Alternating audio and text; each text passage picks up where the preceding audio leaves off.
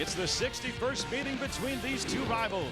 Live from Bowling Green, Kentucky, CSS and CST present the Sun Belt Network Game of the Week as Middle Tennessee visits Western Kentucky. Welcome to the booth. Joe Block and Cole Kublik with you. These two campuses just 70 miles apart, but they've gotten a lot closer this year. And for Middle Tennessee, their bowl hopes hanging in the balance. Tonight is a must-win game for them. Well, keep in mind for Western Kentucky as well, Joe, senior day, and this team has yet to win a conference game in this stadium.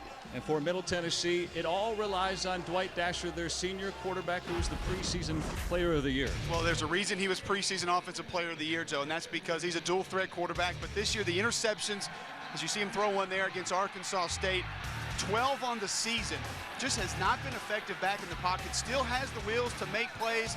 He's going to have to get back on the same page with this offense for Middle Tennessee to win today. As Western Kentucky builds their program, they enter the year with a losing streak, but now they've won 2 out of their last 4 games, and they won last week because of their star tailback, Bobby Rainey. Bobby Rainey's the workhorse for this Western Kentucky offense. Leads the nation in carries, 11 touchdowns, a little over 4.5 yards per carry, over 1,200 yards, low center of gravity, and in this West Coast offense, he'll be asked on not only to get yards on the ground, but he's going to be big in the play-action game, and he'll catch the football out of the backfield as well. And Western Kentucky looking for their first home win of the season in their final home game, and their first win against their rival in 3 years.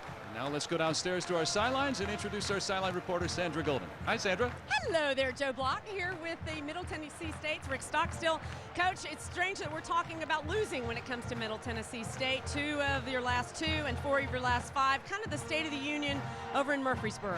Well, we're struggling a little bit, to be honest with you, and it's really more us than anybody else. We've had a hard time protecting the football here lately, and we're not giving ourselves a chance. So we had a good week of practice. Hopefully we got those mistakes corrected, and we can come out here and play the football that we know we're capable of playing. Talking to the players last night, I sense frustration. I'm sure you do as a coach. I guess a win will cure all that. Yeah, I think we are frustrated, and it goes back what I just said, that we're stopping our own selves, and if we're getting beat, we're protecting the ball. I tip my hat to the other guy, but we're not giving ourselves a chance. So hopefully today we'll get that stuff corrected, like I said. Thank you, Coach. Joe, of course, we're not going to talk about that word turnovers. See, I didn't mention that at all. We will keep that to ourselves here today. The Sun Belt Network Game of the Week is brought to you by Academy Sports and Outdoors, helping you support your team with licensed gear and tailgating essentials at low prices every day. By Capital One Bank, by Golden Flake, and by Club Glove USA, the official luggage provider of the Sun Belt Conference. Beautiful fall day here, warmer weather in Kentucky for this time of year. And a look at today's Atmos Energy weather, it tells us that this one is going to be a fine one for football. 64 degrees with just that light breeze here, partly cloudy skies, and no threat of precipitation here in the forecast in this late November afternoon in the hills of Kentucky. And the Faux Pas Prince Series history, a long and storied one. And last year, Middle Tennessee getting the best of Western Kentucky. But the Hilltoppers won back in '07. Even though there was a lull in this series in the 90s, in the early part of the 2000s, certainly a lot of bad blood starting to reform between these two schools. It's time now for the Napa Auto Parts opening kickoff. Hendricks Brakefield will kick it away as the Blue Raiders will start from the 5-yard line. On the return, Betty Cunningham. Nice return all the way to the 36-yard line to start things off for Middle Tennessee. Cunningham has great wheels, Joe, and he'll put Middle Tennessee in a good position to start on offense. Mentioned that word turnover multiple times. Want to get off to a good start here on the road. And there's Dwight Dasher, the senior quarterback out of Folkston, Georgia, and voted the preseason player of the year. However, the numbers have not reflected that. You look at last week, those couple of interceptions, otherwise a good day. Says he's been trying to do too much, but he'll hand off to Philip Tanner to start things off. And here's a look at the starting lineups brought to you by Louisiana Machinery. And for Middle Tennessee, that offensive line anchored by Mark Fisher, making his 44th career start. And the skill position players, Philip Tanner, only 7 carries last week, but he had a couple of touchdowns. They'll try to get him the ball more today. Now the drop, Tavares Jefferson. The defense now on our Louisiana Machinery starting lineups for Western Kentucky on that defensive line. Jared Clendenden forced a couple of fumbles last week against Arkansas State. The linebackers, 3 seniors there. Majors, it said it'll mean an awful lot for him to win today. And in that secondary, 2 true freshmen on the corners, but they're very talented. Brings up 3rd down and 6. Opening drive for Middle Tennessee.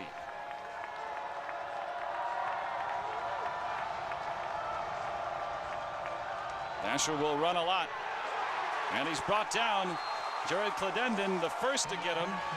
And then Barry Boyd on 3rd down stops him, a 3-and-out for Middle Tennessee. You have to keep your rush lanes against a dual threat quarterback. This is a quarterback draw, design run, and a heck of a job by Clendenden from that defensive end spot to come inside and help make the tackle.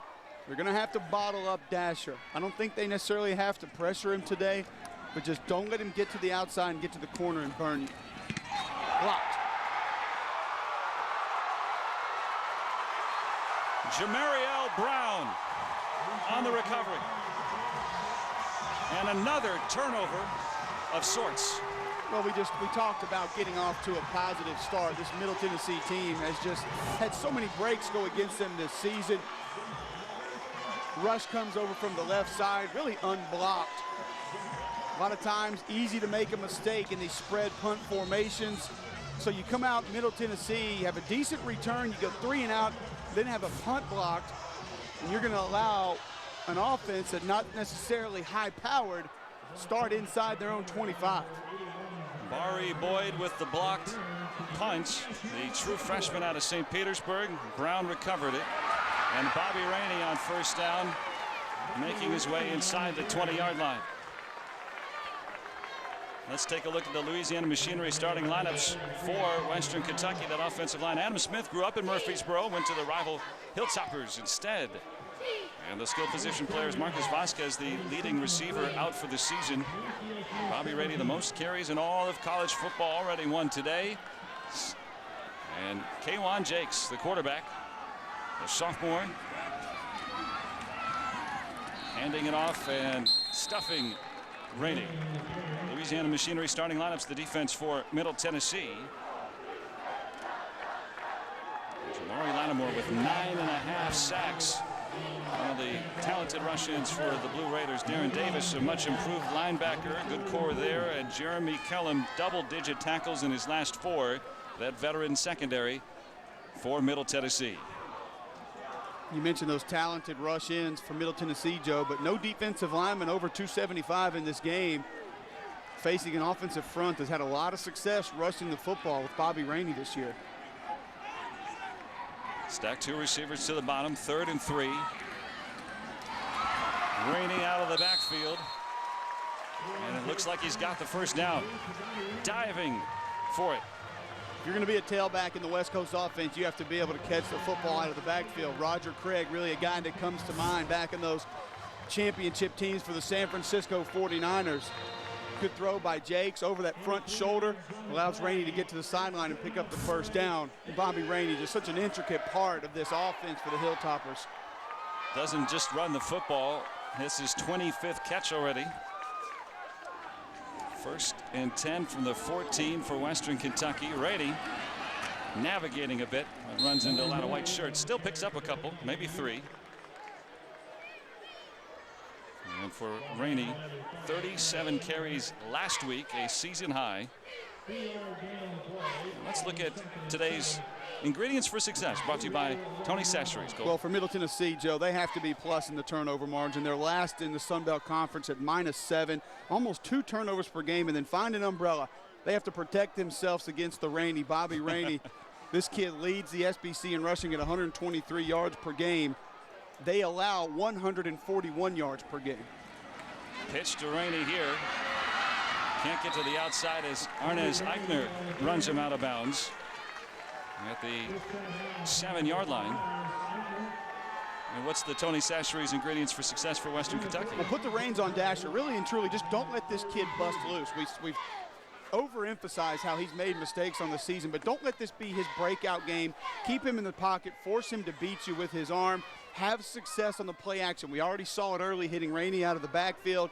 Everyone knows this team can run the football. They're going to hand it off to Bobby Rainey. Once they get that run going, the success from the play action has to be there to open things up downfield. Put the reins on Dasher. I like that little holiday flavor in the ingredients. And to Rainey again, first down catch at the 2-yard line. How do you defend a guy that you know he's going to get the football all the time? They're just a little 3-step drop here. They motion him out of the backfield so they get him one-on-one with a corner. Soft coverage, cover 4, basically 4 deep safety, so those corners are playing off, acting as safeties. And Western Kentucky just really does a nice job of not asking K1 Jakes to do too much in this offense. They make his life easy, and it's easy when you have a running back that can pound it out the way Rainey does, but they don't try to overcomplicate things. They take what that defense gives them. Jakes was looking in his wristband for the play, calls it, and they'll call number 3. That's usually a good call. No gain for Rainey on first down. Well, this Blue Raider defense can run. They can get sideline to sideline. Linebackers who are very active. Justin Jones, number 32, in on that stop. Comes in with 40 tackles on the season. In my opinion, the success that the Hilltoppers will have in the running game is going to be north and south, right at this defense. Rainey has touched the ball every time on this drive. Predictable, very effective as Rainey inside the 1 now. Will set up a 3rd and goal from about the half-yard line. Watch center Sean Conway, number 65, 6'3", 294, the redshirt freshman, helping open up that hole over right guard. And to Rainey again, inside, touchdown. Western Kentucky scores first. And you see the frustration from a couple of the players on Middle Tennessee, down on the field, back into the end zone. Definitely not the way they wanted to start this game out, Joe. Go 3 and out, have your punt blocked, and then a drive really just shoved down your throat for a touchdown. Tough run by Bobby Rainey to finish the drive. Rainey touched the football every time, on every play. You know it's coming. It's tough to stop. Well, we talked to Coach Willie Taggart last night, and he said, kid's good. Why would I'd be dumb not to give it to him? So they don't make any bones about the fact that they're going to force Bobby Rainey into this offense. Bobby Rainey with his 12th rushing touchdown of the year, thanks to the block by Bari Boyd.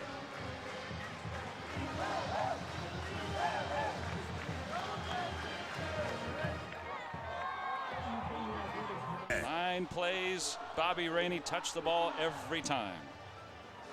When you're a team like Middle Tennessee, Joe, that's probably feeling sorry for yourself a little bit, turnover bug has bitten you. You've had some injuries along the offensive line. Not to make excuses, but things necessarily haven't gone your way.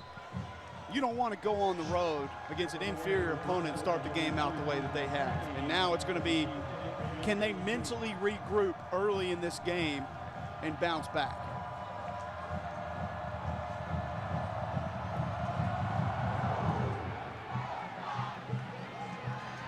Want to welcome the folks watching us on CSS.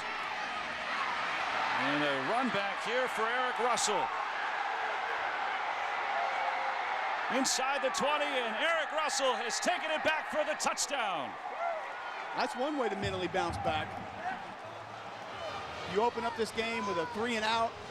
You have a punt blocked. The opposition takes a drive down your throat, punches it into the end zone. You follow that up with a 97-yard kick return for a touchdown. I can't think of a better way to get your ball club back in this game. Watch the blocks to the left side of your screen. Got to make one miss, and that's the kicker. A little help from the umpire, takes it to the house. Yeah, the umpire was the 12th blocker there. And Hendricks Brakefield on the kickoff. Eric Russell on the return, his first of his career, the junior out of Cerritos, California. And breathing new life into the Blue Raiders fans making the 70-mile trip up here to Western Kentucky. This is going to come right up the gut. Great blocking by the kick return team. Must stay in your lanes. Cannot leave that kicker one-on-one. Had no shot. And then the breakaway speed, 97 yards. Tie ball game. This is a guy that wasn't even really in the plans at the beginning of the year for Middle Tennessee, and showed his worth as a top return man, second in the Sun Belt in kickoff return yardage coming into the game, and now he'll probably be leading, I'm sure.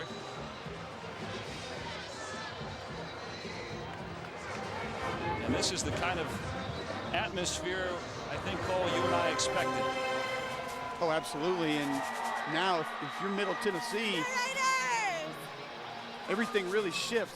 Your mentality shifts, because we just mentioned how nothing has seemed to have gone their way.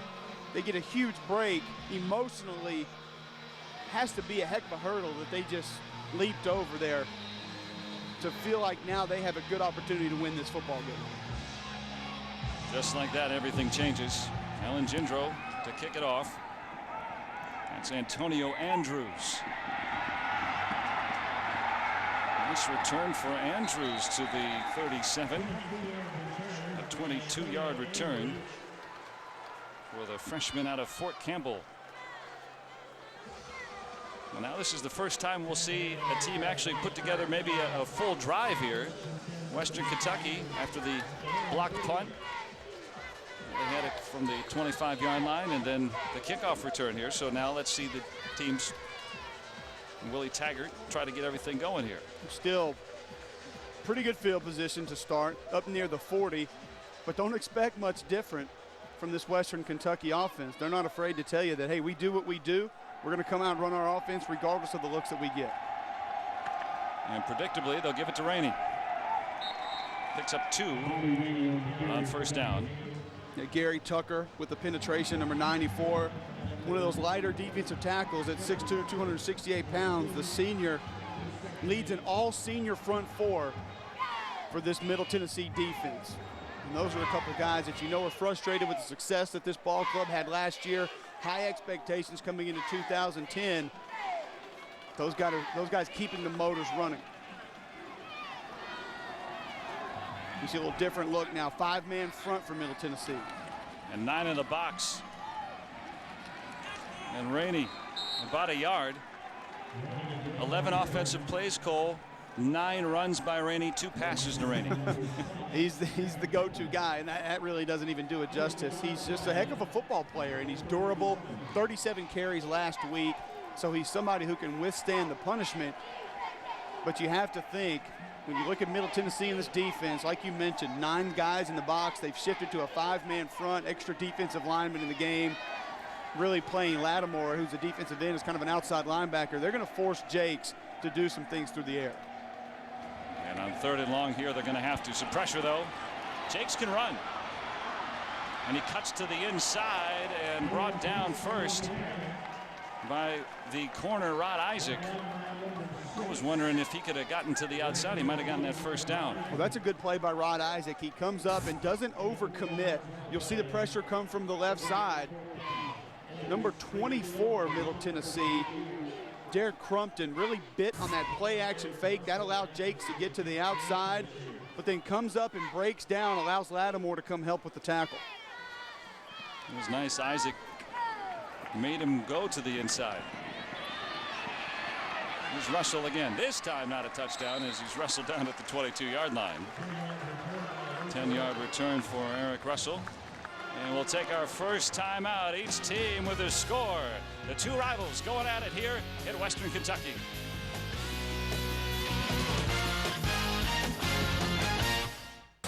Check out css-sports.com to see the most up-to-date schedule with all your favorite teams.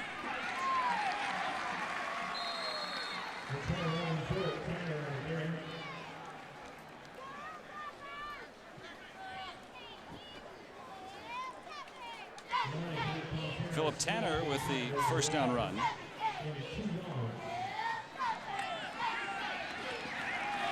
And neither team effective running here in these last couple of series. No, last 2 series unable to find any running room, and give that defensive line credit for the Hilltoppers. They know that zone read is coming.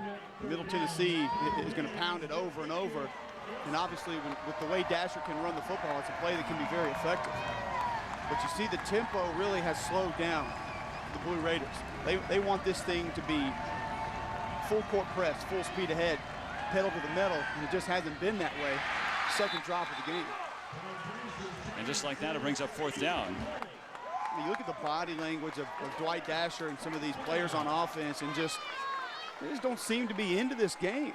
They don't seem too excited. Obviously, the big kick return was something that got them pumped up, but on offense, seemed a little bit flat, nonchalant, looking for that extra effort.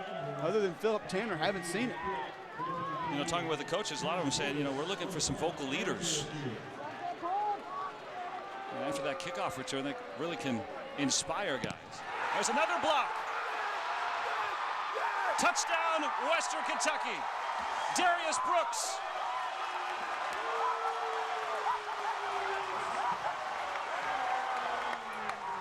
He had the 2-point conversion that won it last week, and here, a touchdown. Well, this is the left-footed punter. They have a right-footed punter and a left-footed punter. Give Western Kentucky special teams credit. They bring the blitz from the right side, able to get that block. Bari Boyd, number 40, credited with the block. His second punt block today.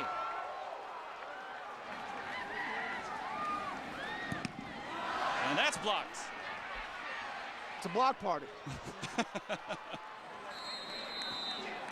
Well, the special teams coaches are not going to be happy at the end of this affair, I can tell you that. Let's take a look at this again. 40, Bari Boyd, his second punt block. And the former offensive player, Darius Brooks, had 2 interceptions last week. He scored that 2-point conversion that won the game in overtime for Western Kentucky, and he gets the touchdown. Had a touchdown last year as a receiver, second of his career, but first as a defensive player. And give Carl Maslowski, the special teams coach for Western Kentucky, credit, Joe. Again, talked about how Middle Tennessee has a left-footed punter and a right-footed punter. And Coach Rick Stockstill told us last night they like to do the rugby-style punt, so depending on where they are on the field, depends on which punter they go with. Obviously, Western saw something on film, down on that left hash, thought the rugby style would come here. They blocked it from the left side last time, block it from the right side this time. Had the extra pressure coming right into the rollout of the punter. And you saw Rick Stockstill there just shaking his head. It's a bit of a snake-bitten team. You talk about injuries, you talk about turnovers, just not getting those breaks, and a lot of times that can overtake you mentally. You just feel like that's the way it's supposed to be. And the only way to overcome it, really and truly, is for somebody to go out and make a few plays.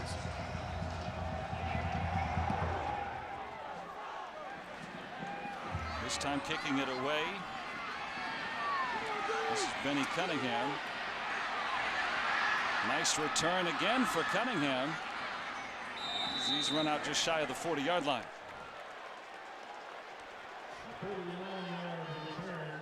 Sandra, what do you have for us? Well, I wanted to just show you the Middle Tennessee bench. We're here on this sideline, and if the cameraman will take a look, I want to say the word lifeless. Whether they were up or whether they were down, this is exactly what they look like.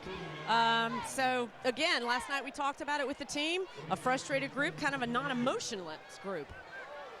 Cole, when you're on the sidelines first quarter of a game, are you rah-rah? Are you more laid back, or does it depend on the coach? Can you read anything into that? A lot depends on the individual, but I think in this particular situation, you can read into the fact that like Andrew said, lifeless. They just don't feel like they have a lot of life right now, and they've had 2 punts blocked early in this game. They get the kick returned, and they come back, and you look up at the scoreboard, you're down 13-7. And you haven't really made the other team earn it. 6-yard reception there for Andrew Banks. Dasher will run forward close to the first down.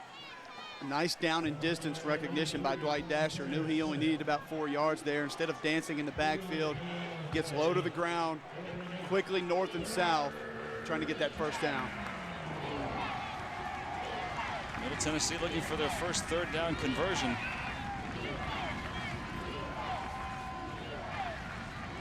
Two 3-and-outs and a couple of punts blocked for them.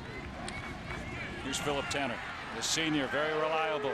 Gets the first down across midfield. Just 7 carries last week for Philip Tanner, but this is a dynamic back. 578 rushing yards on the season, and he's the big body that you want to have that football on third down as you see him bowl forward. Listed at 208, but he looked a solid 215 last night when we met with him at the hotel. Just a big physical running back. 4th in the conference in rushing yardage. And even though he just got those 7 carries last week, 2 touchdowns, 87 yards against North Texas. That's Jeff Hillier, our referee today.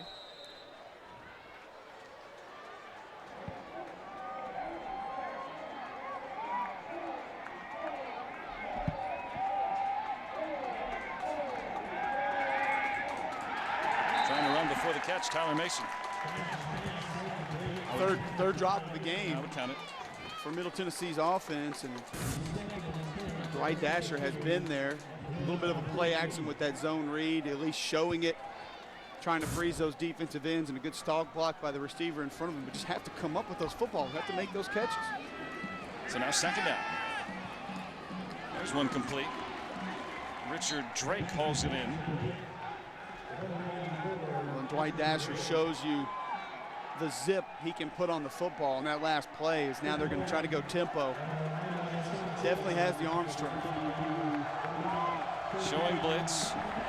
Yeah, different look by Western Kentucky. 3-man front, 2 linebackers walked up. But again, you have the 4 wide receiver set by Middle Tennessee. Uncovered receiver in the slot up top. Good coverage. Broken up by Vince Williams. It's a nice play by Williams. I'm not sure about the pre-snap recognition from Dwight Dasher. That slot receiver at the top of your screen was manned up with a safety. He was about 10 yards off the line of scrimmage. That's the mismatch that you want to try to take advantage of. And these coaches said they're going to try to go to a lot more short passes, quick passes. Let Dasher distribute that football a little more quickly. Josh Davis to punt it away, a very high punt. I think you have to say that's a win just by not being blocked. Finally get one off. And that'll pin Western Kentucky back within the 20. Western Kentucky leading at home in their final home game of 2010. A couple of blocked punts, a kickoff return for a touchdown, some special teams failures, and great successes so far. It's like a giant My Little Pony. That's exactly what it is, Cole. Best color man in the business for nothing, right? College basketball season right around the corner on CSS, and you can check out css-sports.com to see the most up-to-date schedule with all your favorite teams. Don't miss more than 185 live matchups, including Middle Tennessee at Auburn tomorrow, 6 Eastern, right on CSS. That Auburn basketball team is struggling.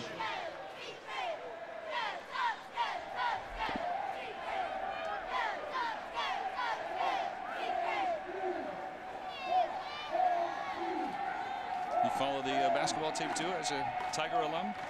When they win. Fair weather. 9-yard pickup on first down. Demetrius Coley, the tight end. And both clubs so far, total yardage before that play, you combine them about 60 yards or so. It's been all special teams. It has, and like we said, Western Kentucky has not had to work very hard for the points they've put on the board. One punt block for a touchdown, another gave them great field position almost around the 20. But you can see they're not taking too many chances down the field, have a favorable third down here. First down. And That's Antonio Andrews, the freshman, true freshman. Coach Willie Taggart telling us that Antonio Andrews is a guy that finally stepped up to take over that backup tailback role. Really, they didn't have anybody in spring ball. Nobody in two-a-days really wanted to be the guy. He said the last few weeks he's come on because when you're talking about a running back averaging over 30 carries a game, he's going to need a blow at some point. All the other tailbacks on the roster other than Andrews, backing up Rainey, 8 total carries. And this is game 11. Jake's under pressure. Throw it away, but Rod Isaac hounding it. Well, they're not a team that's going to take too many chances down the field until they have to. You're going to have to force Jakes to throw the football, especially down the middle of the field. We've seen the play action early. They like to use both of the tight ends. Coley and Doyle are both quality receivers, big bodies, 6'2", 240 and 6'6", 252. They'll get the fullbacks, the running backs involved in the passing attack. They like to do this motion formation before the snap usually.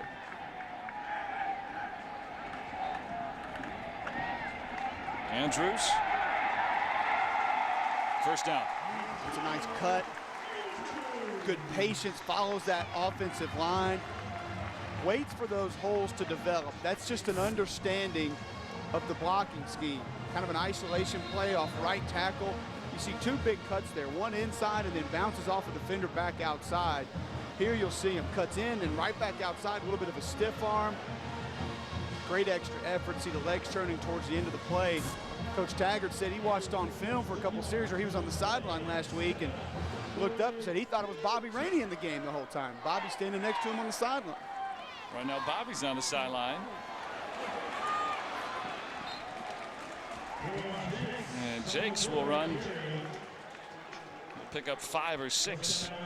And Jakes has the wheels, but he's not someone that they want to use from a design run standpoint very often. This is the play action. We've talked about it all day. It's going to have to be effective. You see him freeze that defensive end, Emmanuel Perez, 91.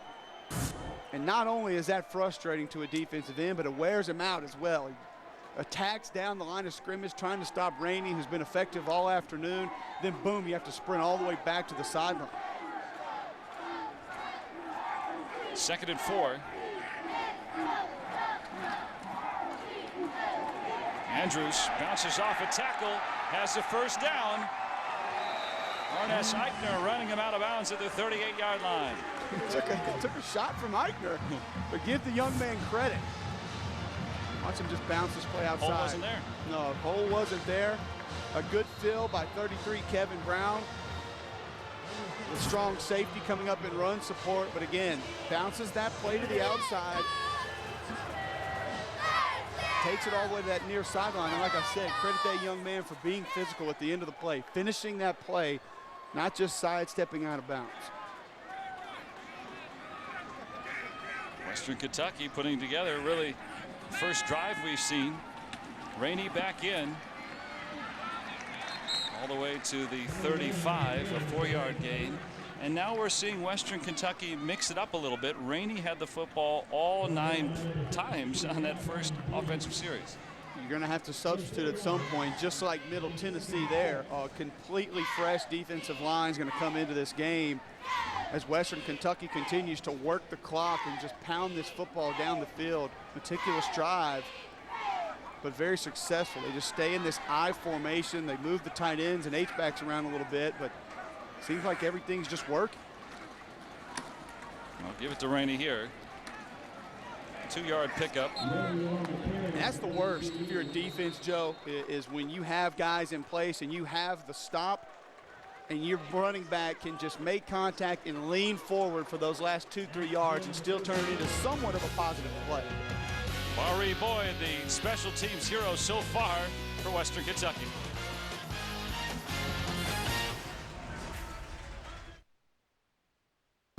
Your source for the week is brought to you by the Gangster Museum of America. For a good time that's sure to take you back to the days of America's most notorious gangsters, come see us in the heart of beautiful and historic Hot Springs, Arkansas.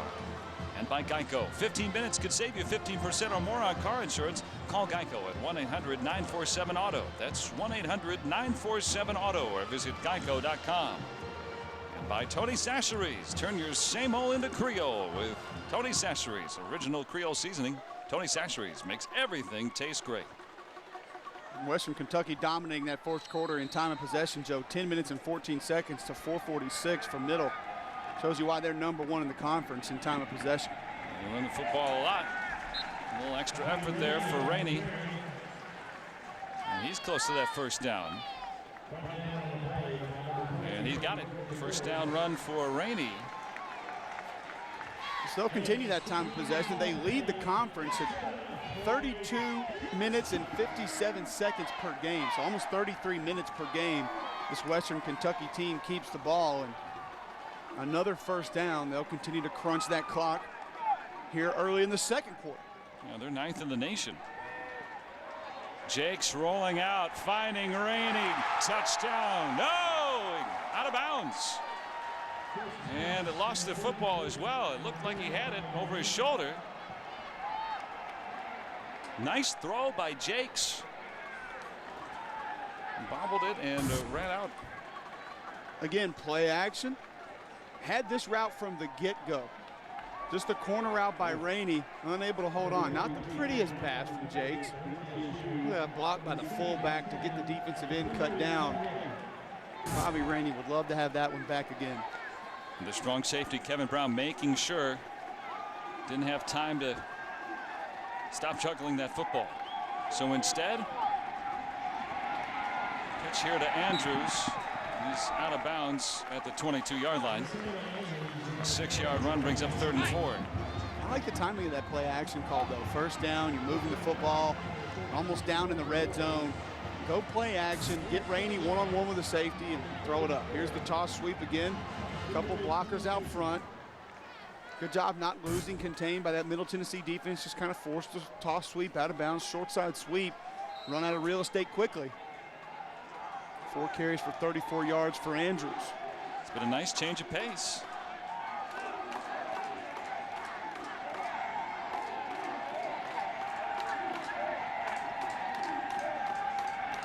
Jakes looking for the tight end, overthrew Demetrius Coley just a little bit. That run sets up the pass definitely in this offense, and they've been able to catch Middle Tennessee a little not aware of that. See, they intelligently take their chances. Coley's just a big body out there, not able to run underneath that pass. But a good decision by Jakes. Definitely had him open over top the safety. That play action just so beneficial for this ball club. 39-yard attempt for Casey Tinius. 4 out of 10 this year. 5 out of 11. Plenty of leg. Hometown kid, the junior out of right here in Bowling Green. 39-yard field goal. And Western Kentucky leading it 16-7 in their final home game of the year. Could it be their first home win?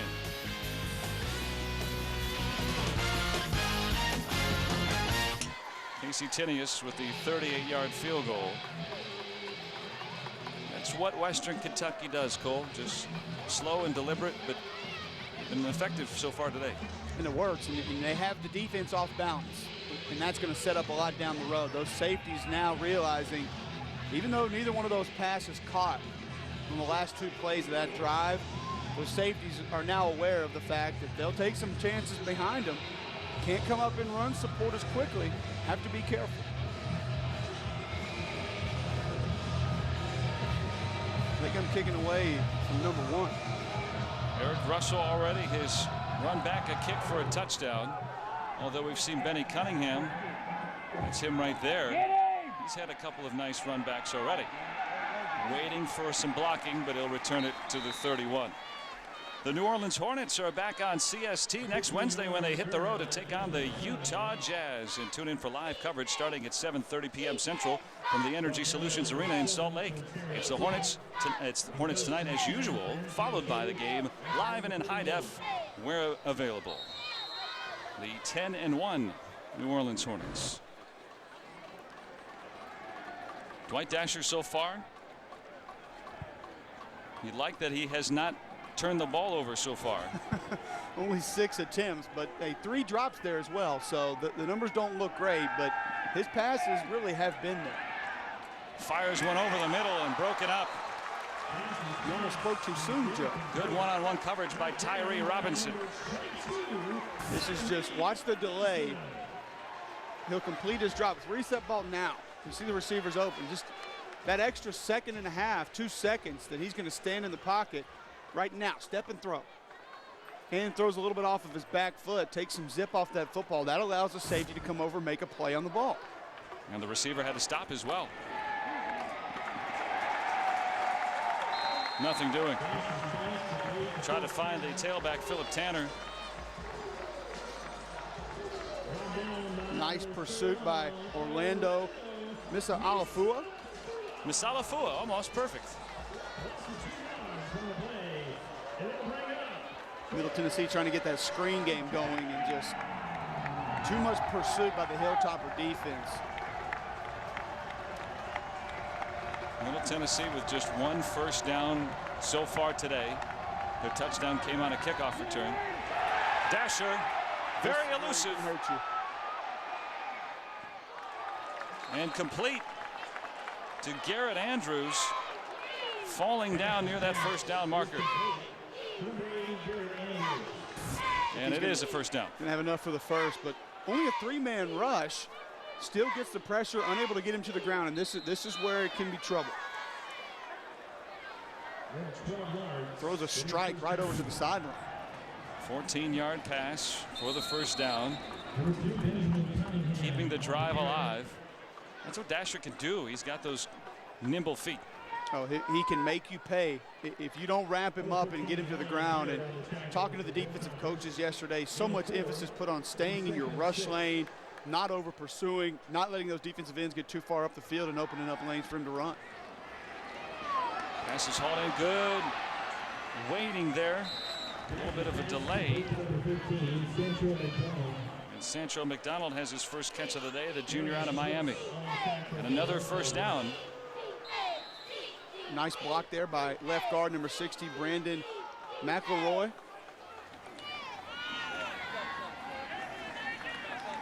Two-yard pickup here for D.D. Kyles, the junior out of Tampa, getting his first carry of the day. You can see Middle Tennessee trying to get a few of those screen plays going, just trying to loosen up the defense, find some high percentage pass plays that can maybe utilize the speed that they have in the slot, get a few yards after the catch. They'll call it a gain of 1, 2nd and 9, and a tip. It might have been a hold upfield there by McLeroy.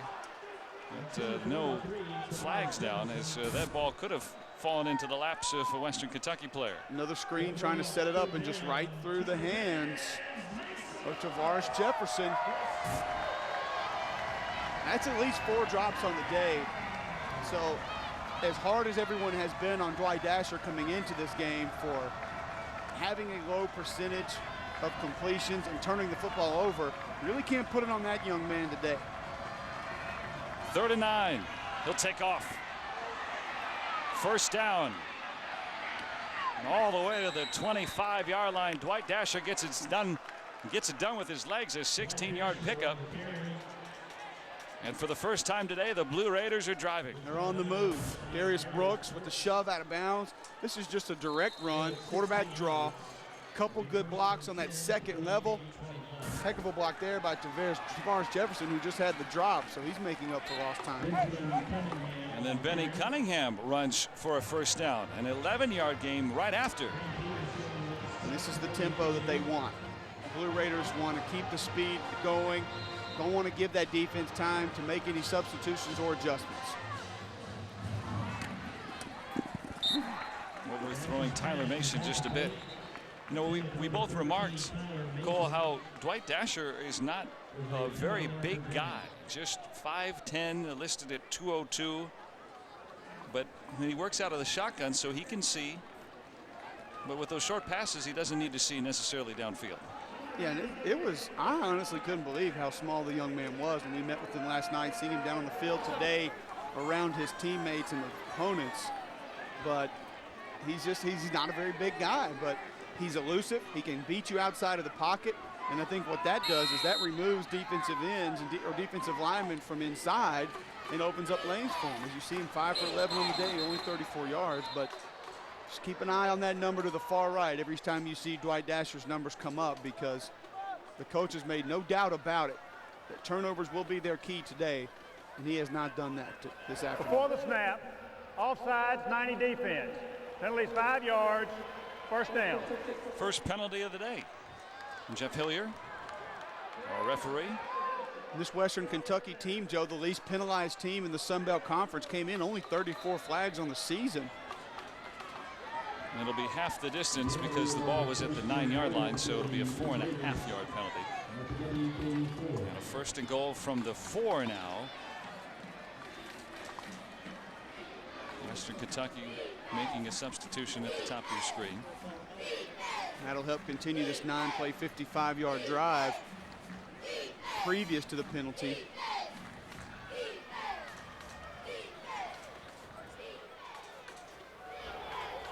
The second penalty was a half the distance to the goal penalty. Therefore, it's first down and about a half a yard.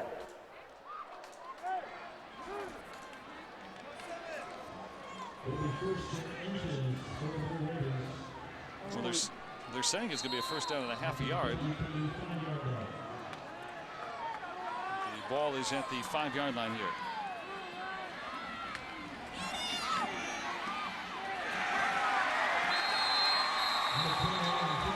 A good stick at the line of scrimmage by Jamarcus Allen.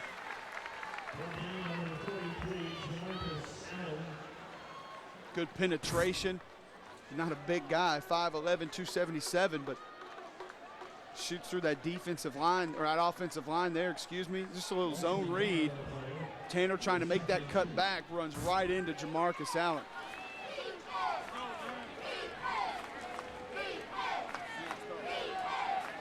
Second and 2.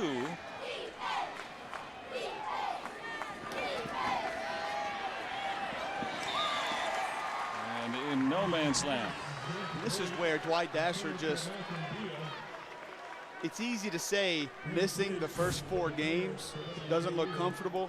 You see that little hesitation, sets his feet but doesn't step into the throw. Just looks like his timing's off, no rhythm. It's not missing those first 4 games, Joe.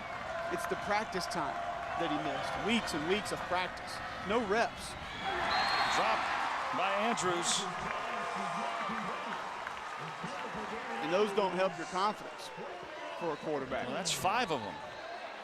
And now the field goal unit will have to come out. Trying to set up that little slip screen again, and that's a tough ball to handle when you're coming back to it and it's wide and outside, directly away from your momentum. 23-yard chip shot here for Alan Jindro. Well, that is automatic for this guy who has hit from as far as 55 this year. His 23-yard field goal gives Middle Tennessee some points on their first extended drive of the night.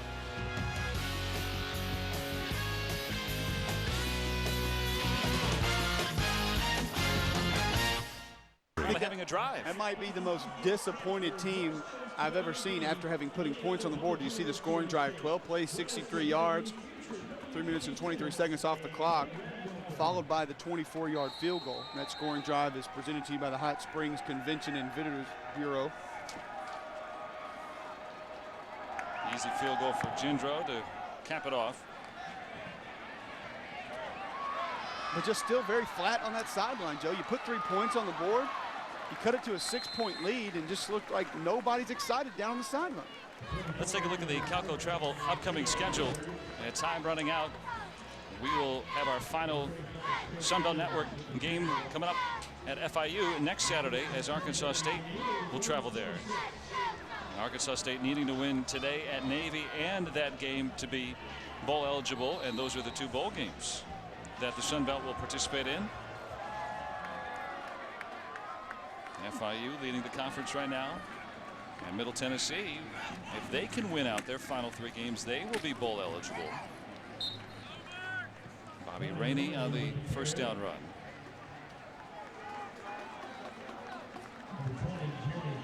know Bobby Rainey is going to get the football. This offense continues to just try to pound it away. We saw a few adjustments from Middle Tennessee early, but really haven't seen them kind of come up and stack the box with that 5-man front or 9 in the box like we did on the first 2 series. It's really kind of sit back playing that 4-3, feeling comfortable doing so. Now they can't because Jakes was going up top a couple of times. A little stutter step for Jakes there, bought him a few yards. All the way to the 34. Well, I think more importantly, Joe, a quality decision not to try to squeeze this football into coverage. Did not like what he saw, just pulls it down. He's not the most elusive runner, but good north and south speed. He can hurt you if you give him a seam.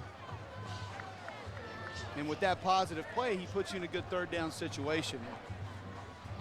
Coach Taggart will tell you they have to be in 3rd and shorts to be successful. Managing the football game. That's what a quarterback's doing. And only 5 interceptions all year for Jakes. 3rd and 2 here. Rainey may not have gotten it. Kevin Brown, the strong safety. And they do move the chains. 1st down. It was close, though, and credit Brown for putting a good hit on Rainey.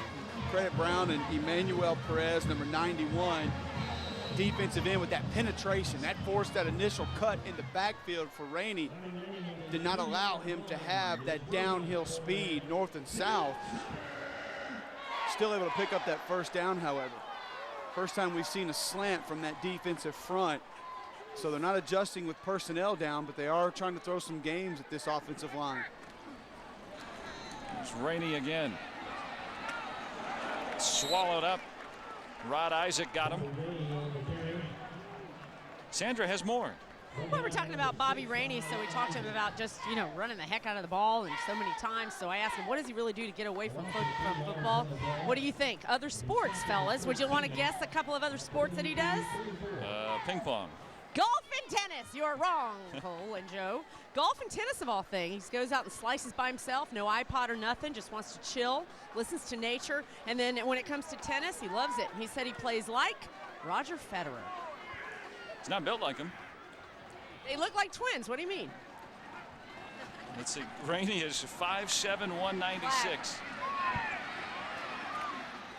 And incomplete on 2nd and long. Intended for Dexter Haynes. Bobby Rainey is built low to the ground, makes guys miss. We see a good job by the defensive ends of Middle Tennessee collapsing that pocket, forcing Jakes outside of that pocket. Perez coming from that right defensive end spot. Jakes is going to take a hit. Illegal formation offense. More than 4 players in the backfield at the snap. The penalty is declined. 3rd down. So instead of 2nd and 18, they elect for 3rd and 13. Yeah, frustrating, but when you have that motion offense and then you like to move your personnel, they shift formations a lot of times before the play. Easy to get caught out of alignment. But again, this is a team that has not been hurt that much by penalties, Joe. And they've been very good on 3rd down today because they've had a lot of 3rd and shorts, 6 out of 8. And this one 13 yards to go. With some time underneath to Rainey. And maybe a gain of a yard there. So the punting unit will come out. Corey Carmichael, the freshman. Carmichael came into this game with 18 tackles on the season from his reserve spot. Just not going to be enough on 3rd down. Zone blitz from the Blue Raiders there, dropping Lattimore back in coverage. Jake's unable to find anybody downfield. And the best punt returner in the conference, Eric Russell. Good tackle. Darius Brooks already with a touchdown today on the block punt. Comes up with a nice tackle, no return. Western Kentucky playing well on special teams today. Middle Tennessee backed up to start.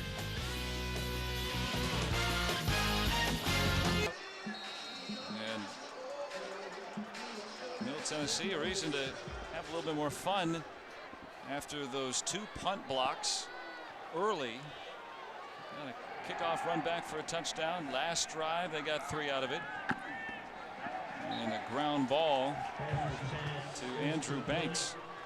It's complete, though. Go back to that footwork of Dwight Dasher, and you just think about the fundamentals time that he lost in those 4 weeks when he was out, didn't get the reps. Seems to be throwing off the back foot a lot, not opening his feet to his target. Oh, heck of a throw there, but didn't really matter. Tyree Robinson with the blow. Watch this hit. Play action. Good throw by Dasher, but an illegal hit. Leads with the shoulder. Boom. Jars that ball loose. Heck of a play by Robinson, the freshman. Harold Turner, the shake E. And that's a 3rd down. And after that catch, prior to that, that was a loss of a yard. Overthrowing the intended target was Tyler Mason. Mason, the 5'7". Just a deep end, plenty of time in the pocket, good protection by that offensive line. Overthrows the target. Just one thing after another for this Blue Raider offense today. If it's a drop pass, it's overthrown, it's a block punt. Just unable to really get things rolling. But they've had some good fortune in some ways. And it's saying that the ball was fair caught by Willie McNeil at the 45-yard line in a flag here. It would be a 52-yard punt.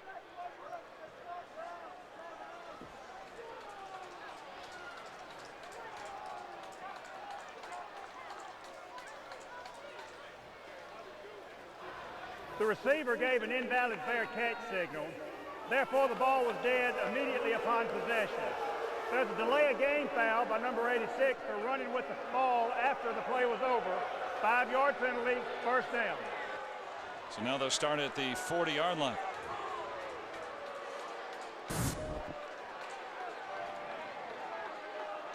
There you see the fair catch signaled for. Well, not quite. He only got halfway into it.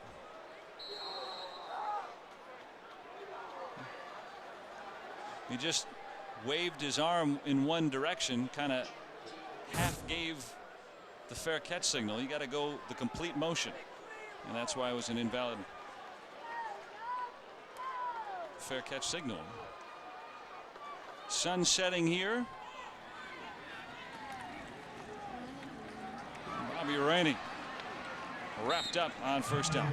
Sandra, what do you have for us? Hey, Joe, I've got the official red towel here at Western Kentucky University. This is a great, great tradition that all the students and fans have. Where did it come from? Well, I want to show you this beautiful bronze statue in honor of the red towel. E.A. Diddle was the coach back in the day. He coached both basketball and football, and he grips it just like you would a program on the sidelines. He always had one near him, and thus all the fans and supporters of the Big Red have one as well, and now I have one, so there.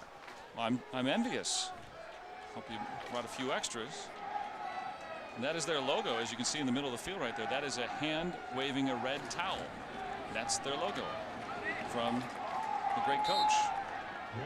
You said it started because the sports teams would always steal the towels, and they started to dye their towels red so they would know when other people stole the towels. And that's how you get the red towel. I did not know that. And we got to get a shot of Big Red at some point. We will. One of the best mascots. We will. In the NCAA. There he is, Cole. AKA Red Grimace. That's your name for him, Big Red. And Cole, you were trying to find him and get a picture with him before the game, but you couldn't find him. He's around campus. I didn't know he was going to have such a dramatic entrance with the cannon shot into the stadium. And the significance of Big Red? There is none. There is none. And we try to get a definition of how and why he's the mascot, and he just is. Just what they decided to go with. And I think that makes it even better. Time now for our fact of the game, brought to you by Capital One Bank, and our Sunbelt 10th anniversary fact is, in the 10 seasons of Sunbelt football, Middle Tennessee has the most conference wins with 40. And they were the first Sunbelt team to win 10 games in a season last year. Their 10th win, the win over Southern Miss in the New Orleans Bowl. Surprising that you would lead the conference in conference wins but have no conference championship to show for it.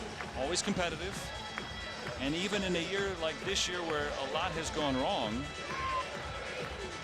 they still have a shot at the bowl game if they can win out. Trailing here though on the road at Western Kentucky.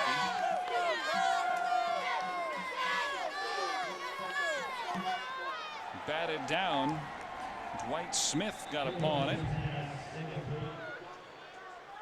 One of the first times we've seen Jakes back in the shotgun is a flag on the play.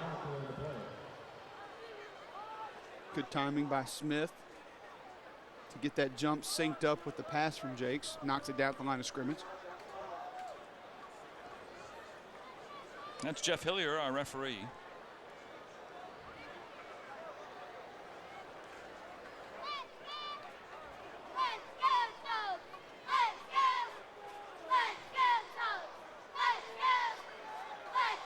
Number 86 was not the man on the end of the line, went downfield during the pass. However, it was tipped behind the line of scrimmage. Therefore, there's no foul for ineligible receiver downfield. Very good explanation. But that will bring up the punting unit on 4th down. And now Western Kentucky beginning to stall a little bit. Middle Tennessee starting to amp up their defense. Hendricks Brakefield punts it away, and it's a favorable roll for the Hilltoppers. All the way inside the 10-yard line. Tune in to Sports Night for extensive football coverage from our pro and NCAA experts, including former Green Bay running back Dorsey Levens, Atlanta fullback Ovi Muhaley, veteran sports journalist Steve Weish, and sports radio personality Chuck Oliver. Sports Night live every weeknight at 6 p.m. Eastern, 5 Central on CSS. Well, that's one thing you have to have, Joe, if your offense is beginning to stall, is you need to be able to flip the field with your punter. Not the best kick, but got a great roll. Now you back Middle Tennessee up. Designed run, it looked like. Quantaris Smith bringing down Dasher for a 2-yard loss. It's that zone read. Dwight Dasher's going to keep it. Watch the defensive end stay at home. Keeps his pads square to the line of scrimmage and then just follows. Look at those pads. Square to the line of scrimmage, follow Dasher straight down the line. That's a great individual effort by the defensive end. Fundamental football at its best.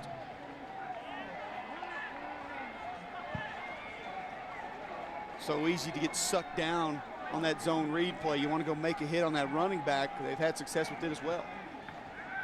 Fake to Tanner. Instead, it's not there. Andrews swallowed up another loss here. Really get the idea that this defense of Western Kentucky is not confident that Dwight Dasher can beat them down the field. So they're playing the screens, they're playing the quick hitters. These linebackers have done their homework on film because they've had a great beat on all the quick passes and screen plays we've seen thus far. Well, smart strategy. This is a guy that's thrown 12 interceptions in 5 games. So you'd figure the game plan is to probably make it easy on them. Exactly. And Western Kentucky's taking that gamble, and so far it has been smart strategy.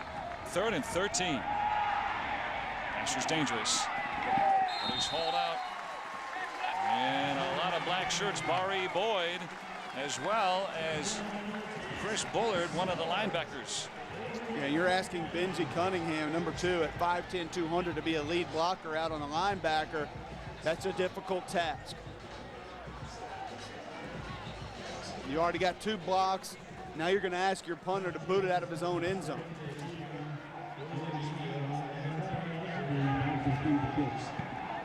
Got it off this time. Remember, a couple of punt blocks already. Here's Andrews. And going nowhere, but Western Kentucky in Middle Tennessee territory at the 45-yard line. Look, it was close. Oof. Good decision not to go after that ball. Set your team up with field position past midfield. You definitely want to get something going here offensively because you've won the field position battle. Your offense stalls on the last drive. You pin Middle Tennessee deep. You force them to punt out of their own end zone, take over at the 44-yard line.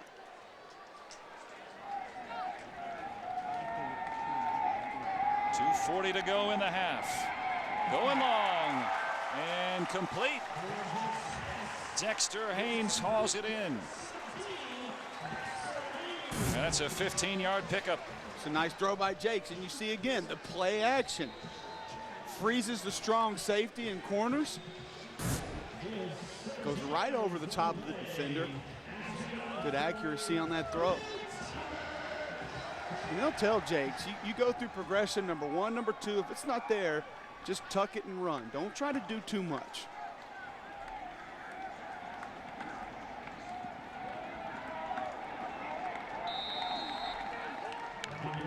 Corey Carmichael, the middle linebacker, came up and stuffed the run there. Big stick again by Carmichael.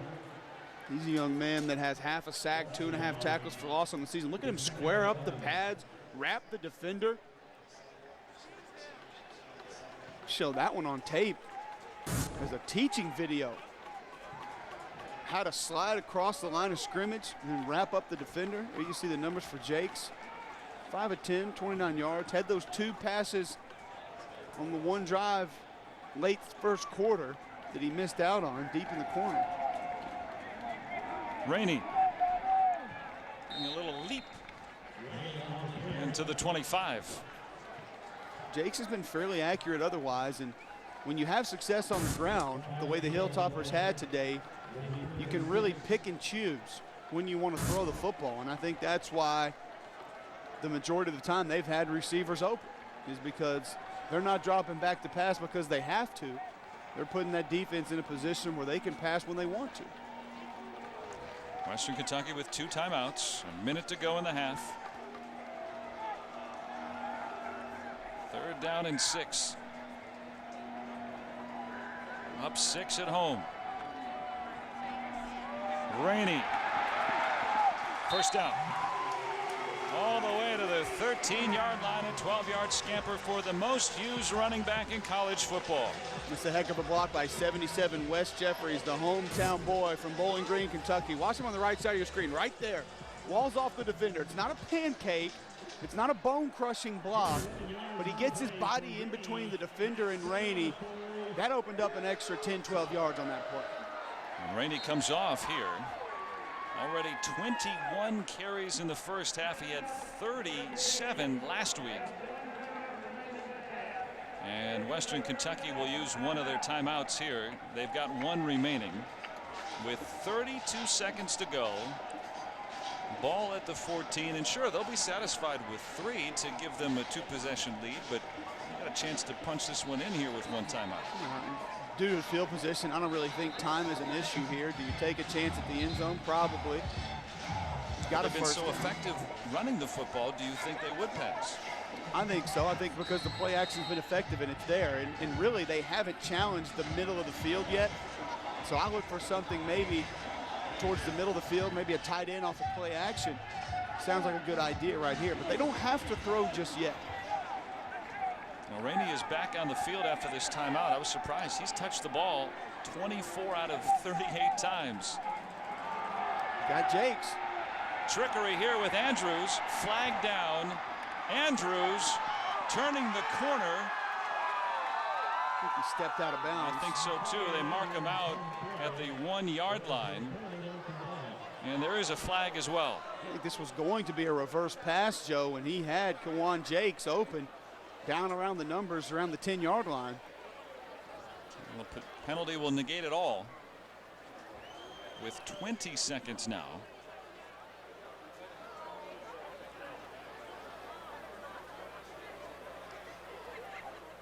Remember, Willie Taggart has shown some cunning. Holding 27 offense. Penalties 10 yards from the spot of the snap. First down. That's the fullback, Rod Johnson, and that is a tough penalty considering now you're at the 24-yard line with 20 seconds. And now in a much tougher field goal position. They've got a couple of kickers this year, but neither have been remarkably effective from this distance. Only the 4th penalty on the day for Western Kentucky, none for Middle Tennessee. And it does change your mentality a little bit, Joe. You're definitely more likely to settle for a field goal attempt here. Another flag.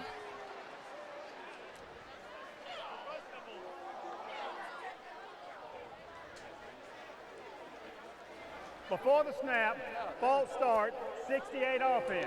Penalties 5 yards, first down. That's the right tackle, Preston King, and now you've really backed yourself up on 15 yards of penalties. Yeah, fifth penalty of the day. Again, came in 34 on the season. You pretty much have backed yourself out of field goal position now. Entered this game number 2 in the Sun Belt. Least amount of penalties per game. Watch the right tackle. Just a little bit. A little bit of a head start. The referees are going to see that every time. One timeout left for Western Kentucky. Rainey in motion.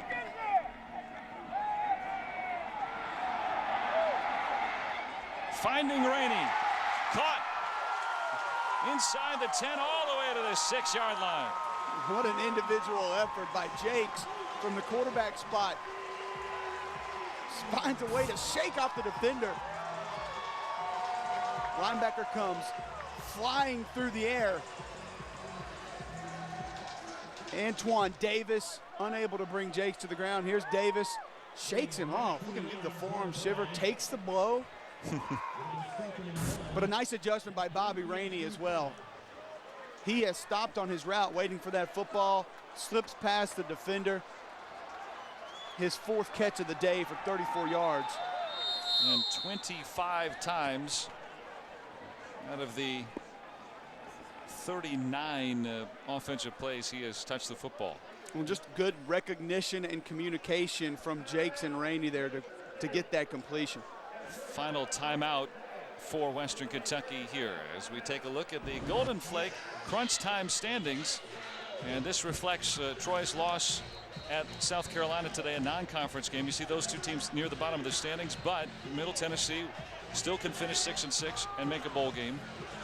And a lot of other games going on right now that we'll keep you updated on in the second half. But FIU atop the conference, they're playing today, and that's where we'll be next week as Arkansas State will come into Miami. Arkansas State at Navy today. They need a win this week and next week to be bowl eligible. And there's a possibility that the Sun Belt could get 3 teams into bowl games for the first time ever. Here's Jakes. And somebody ran off his route. There wasn't anybody in the vicinity trying to go for that right corner. Well, Jakes put it right on the corner, but too much on this ball. The receivers picked off too early. It's going to be ruled uncatchable. You see the pressure by Lattimore right in his face.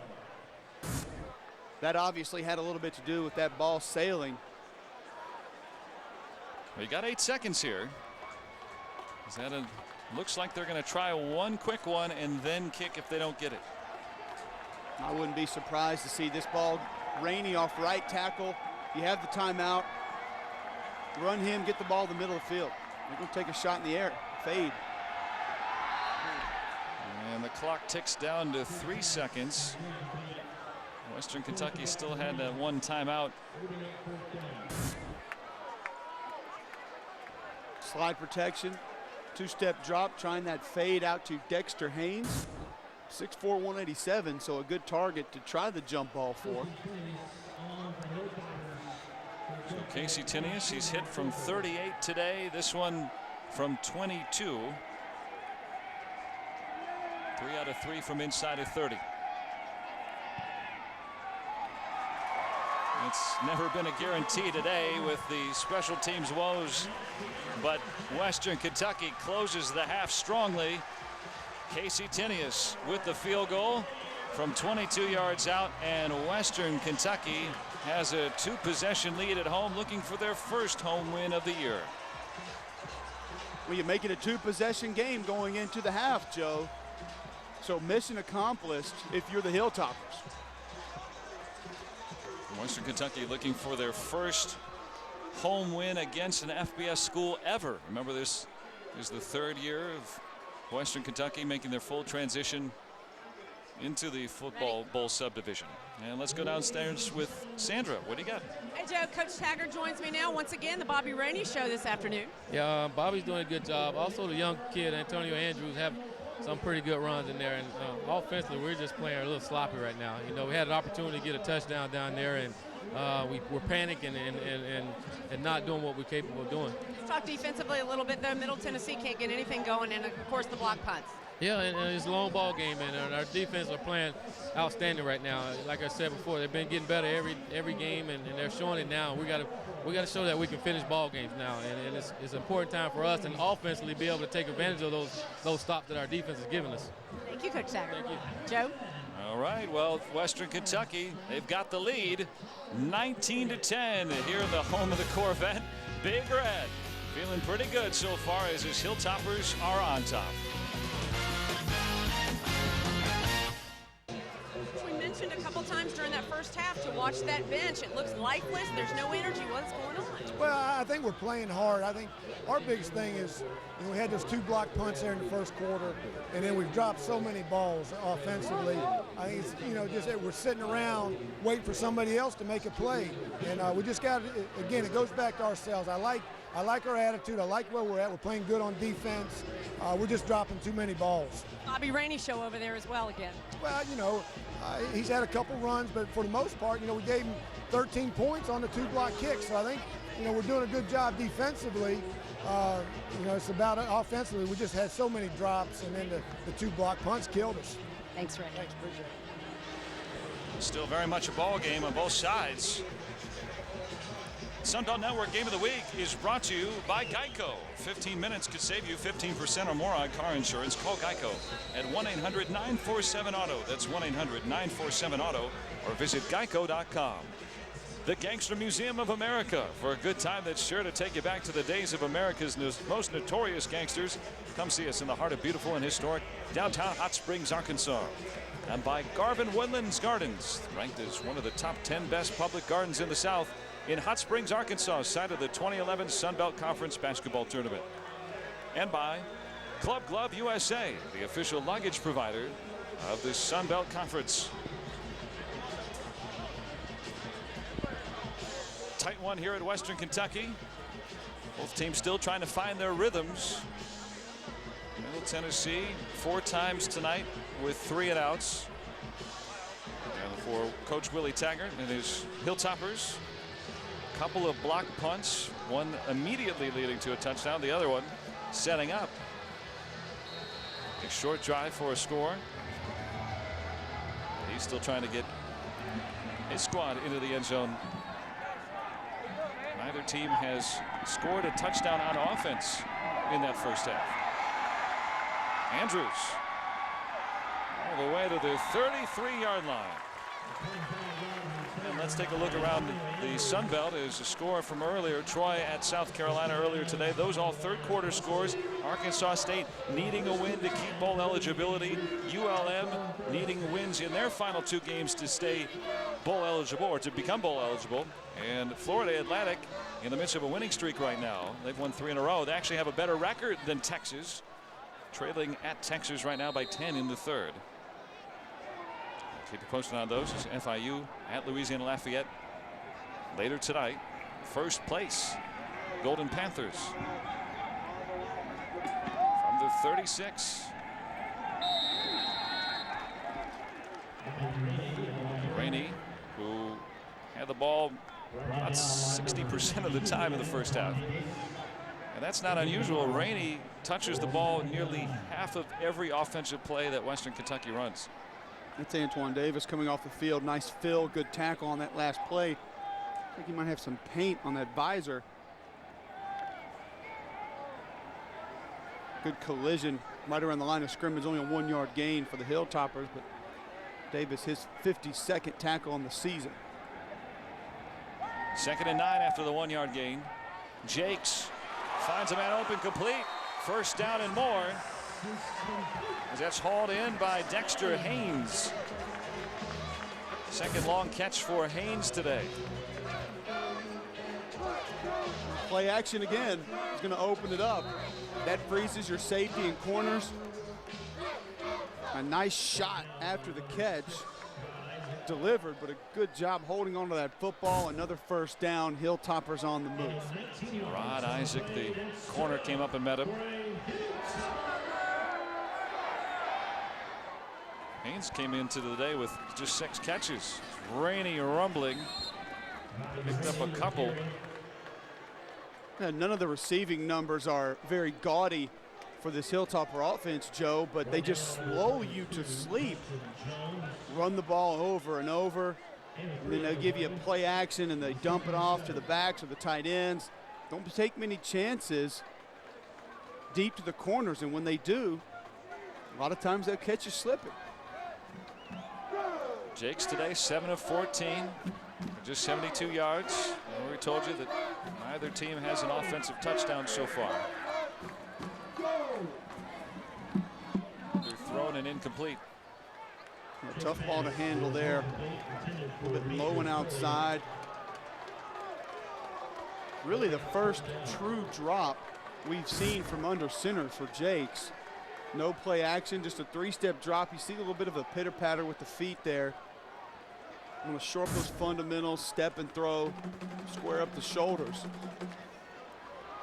He's done a nice job regardless, just managing this football game for the Hilltopper offense today. 3rd and 7 from the 41. Wide open. Demetrius Coley, the tight end, for the 1st down. First time we've seen the empty set from Western Kentucky all day. No backs in the backfield with Jakes. Good recognition, saw the blitz coming. Watch him take the shot here, but has the ability to stand in the pocket, take the blow, delivers a strike. Western Kentucky on the move. 18-yard pickup for Jakes. We've seen a couple of drives, but they've stalled in the red zones for each school. Western Kentucky starting to do it in the air after running the football with aplomb in that 1st half. Now Rainey with some room, but maybe a yard there on 1st down. Next Saturday for the Sun Belt Network Game of the Week, we'll head south as FIU takes one more step toward its first Sun Belt Conference Championship. The Golden Panthers host the Arkansas State Red Wolves live from the Cage. Tune in at 3:30 p.m. Eastern, 2:30 Central for all the action right here on Sun Belt Network.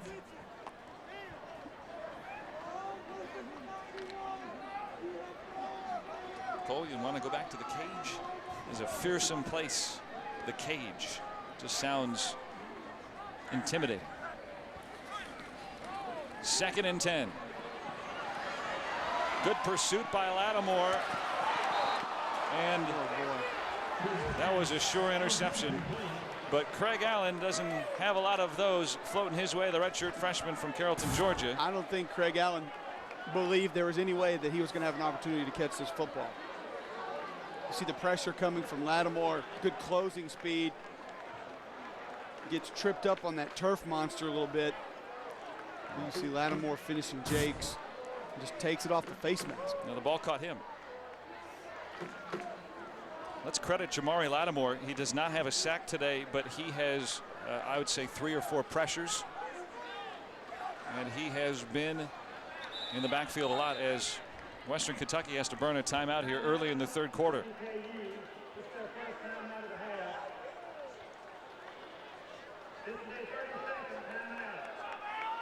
Willie Taggart not pleased to use one this early. Let's take a look back at last year's contest. And this rivalry reforming again.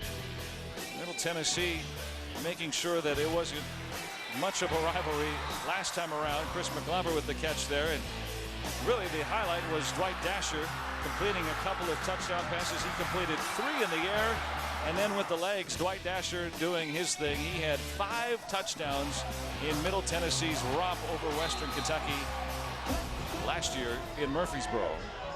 And Rick Stockstill this year, well, he is just trying to right the ship, but still knows that he can get his school back to a bowl if they win out. But they have been behind for most of this football game.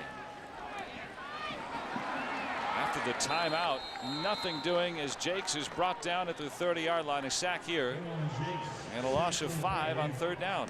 First sack of the game for Middle Tennessee. Jarrett Crittenden comes through. Good pressure.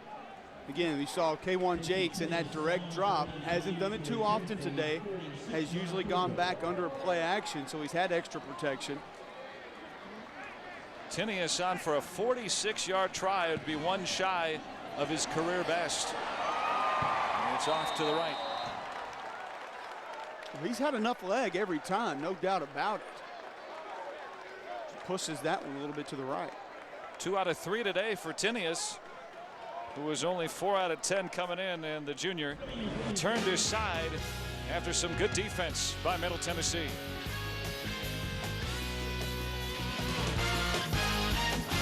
He is missing the 46-yarder. Did he have a little help in missing it?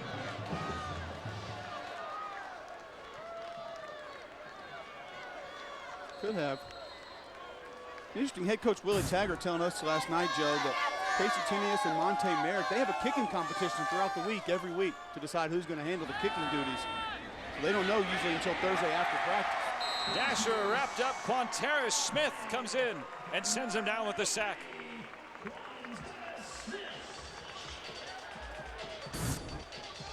Just a 4-man rush. See those offensive linemen go to the cut blocks. Supposed to be a 3-step drop and release by Dasher. Holds on to the football. That allows the defensive lineman to get the sack. And said Philip Tanner's name a lot today. And he has a nice pickup. You get about 5 of that back. Still a 3rd down along here.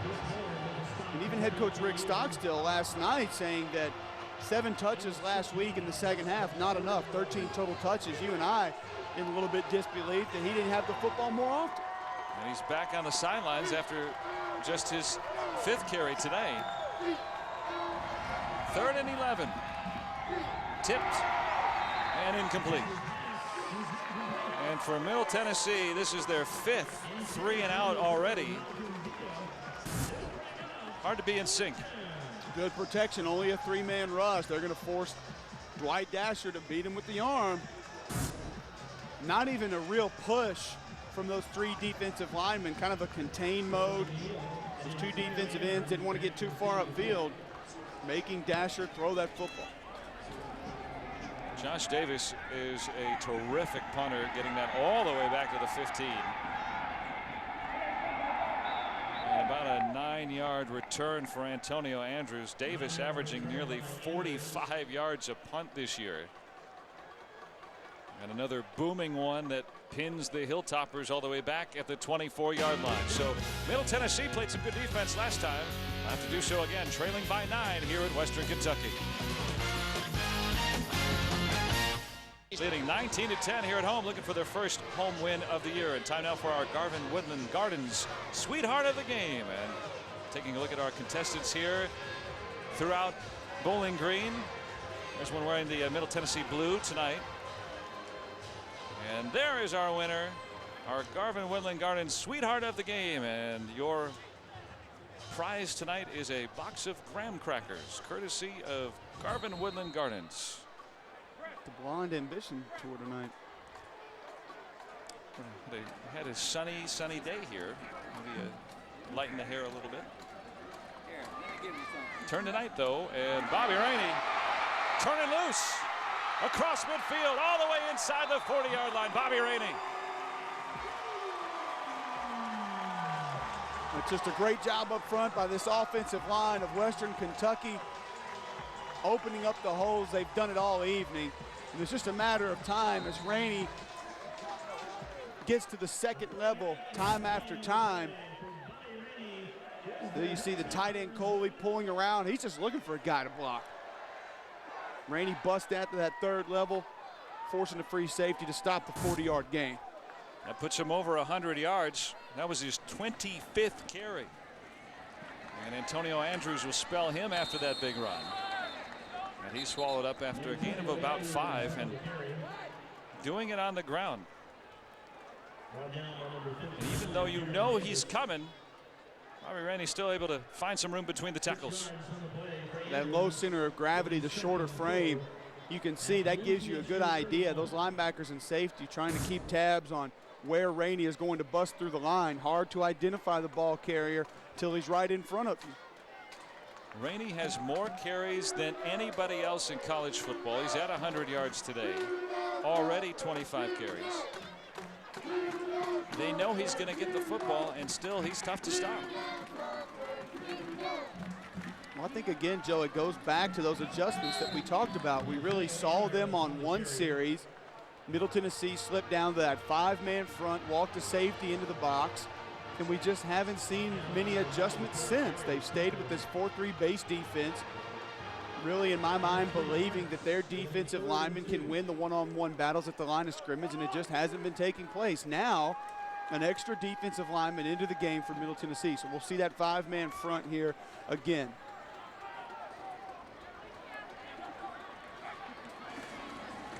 Third and 2. And he didn't get it. Good stop by the Blue Raiders as Rainey is stopped short. As Lattimore on the stick, in a big stick, as 51, Jacoby Carter comes in to help. Kind of that heavy package on defense, if you will, but that's Lattimore with the stick. Now they're going to try to hurry up and go for it on 4th and 1. Rainey, why not? Second effort. Oh, it's awfully close. Very. Rainey wants it. Kevin Brown doesn't think he got it. His hat popped off. That's Kevin Brown, the strong safety, the senior. They want Watch to measure him meet Rainey right here, one-on-one.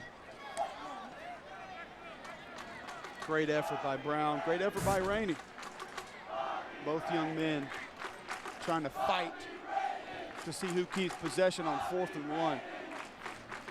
We talked to these guys, Cole. You know, the rivalry was a big one back in the day, but they know it's big for the community. That's a first down.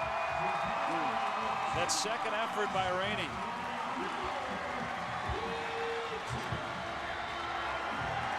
That's a big first down, Joe. 7 minutes and 22 seconds here in the third quarter. Inching towards the red zone. There you see total yards for the game. Just take away that big kick return from Middle Tennessee, and they've been absent. 242 to 80. Well, neither school has had the offensive touchdown except for Rainey's 1-yard run for Western Kentucky that was set up after the punt block. Still waiting for that legitimate long drive for the score as Rainey gets all the way to the 22 here. A 5-yard pickup on first down. And that is what has killed Middle Tennessee, is those first down runs for 5, 6, 7 yards. Watch Rainey just extend this play out over left tackle and then makes the one deliberate cut upfield. And watch Demetrius Coley, 35, right there, coming in trying to chip a few of those blockers off of his ball carrier.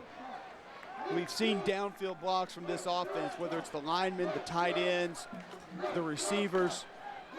Great effort blocking, not just from those front 5 offensive linemen all day. 2nd and 4.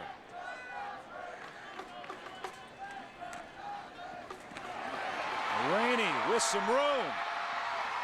Inside the 5, all the way to the 3-yard line. 18-yard run for Bobby Rainey. To give Coach Willie Taggart, who is the offensive coordinator, but he has a pass game coordinator, run game coordinator. These guys are definitely on the same page today. It really does appear that every run play they pick is just right place, right time for this offense. Continuing to just pounded out on the ground. Who else? Bobby Rainey. Rainey again, number 3. No gain. And now 2nd and goal from about the 3.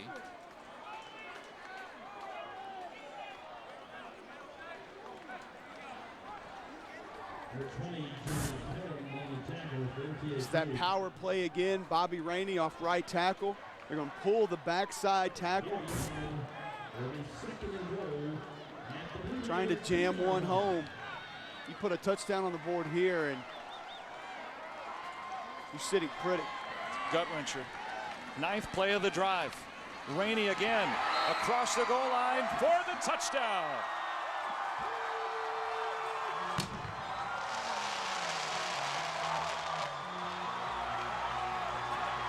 Demoralizing drive if you're the Middle Tennessee defense.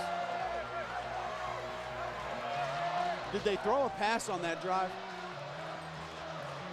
I don't think they threw a pass. Maybe early, but I can't remember one. Just a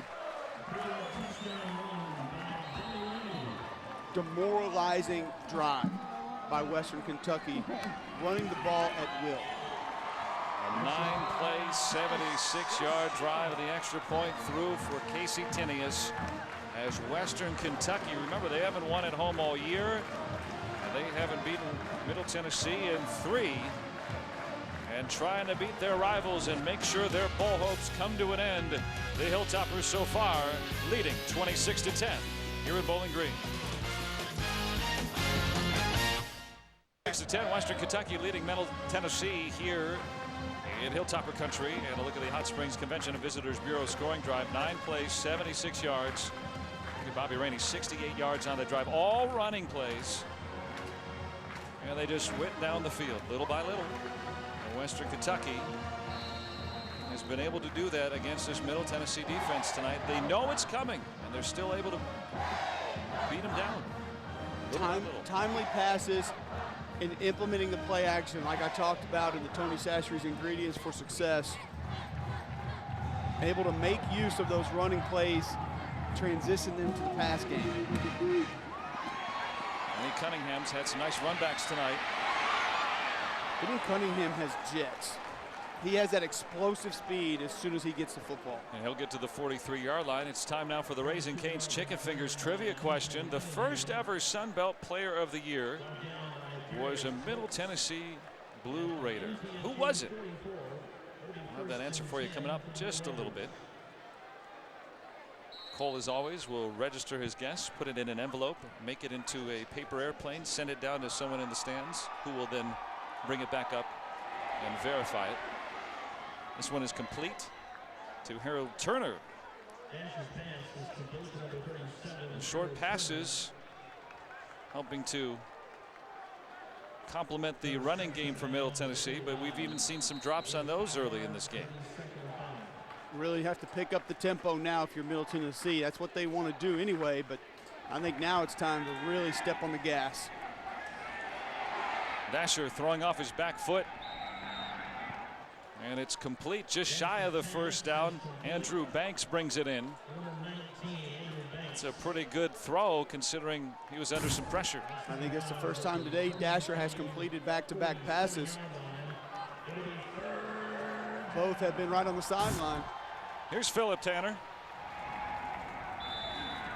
Tanner for the first down and much more, as he gains 10 yards on that one, and they'll spot it all the way to the 36-yard line. I think of the 37. And Middle Tennessee running quickly here in this tempo offense. Tanner again through a big hole. That's a 9-yard pickup and brings up a 2nd and short, just like that. Tanner has great downhill burst. So effective in that zone read offense. Knows when to make the cut, very deliberate with this cut to get north and south. And more yards on those 2 runs than he had had all day coming in. That's his 9th carry after just 7 last week, and he's got the first down. He's got the first down, and I think you need to continue this tempo as Tanner will exit the game. D.D. Kyles will head in, redshirt junior out of Tampa, Florida, but this tempo to me is key. You have to keep it going. lot of time for Dasher. Jump ball for Andrews, the 6'3" senior. Not sure the thought process there. Has plenty of time in the pocket. Has his slot receiver on the seam route. Not sure if he just didn't see him. Just decides to take a chance on a jump ball, and that's what's gotten you killed all year. Dasher's 5'10". Can that hurt him on something like that? I think it can. D.D. Kyles runs for a few here, maybe 3.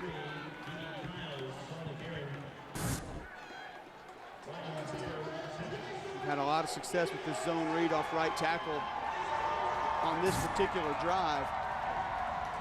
Not a lot there, as now they'll face a 3rd and 8. Middle Tennessee only 4 of 11 on 3rd downs today. 3rd and 9.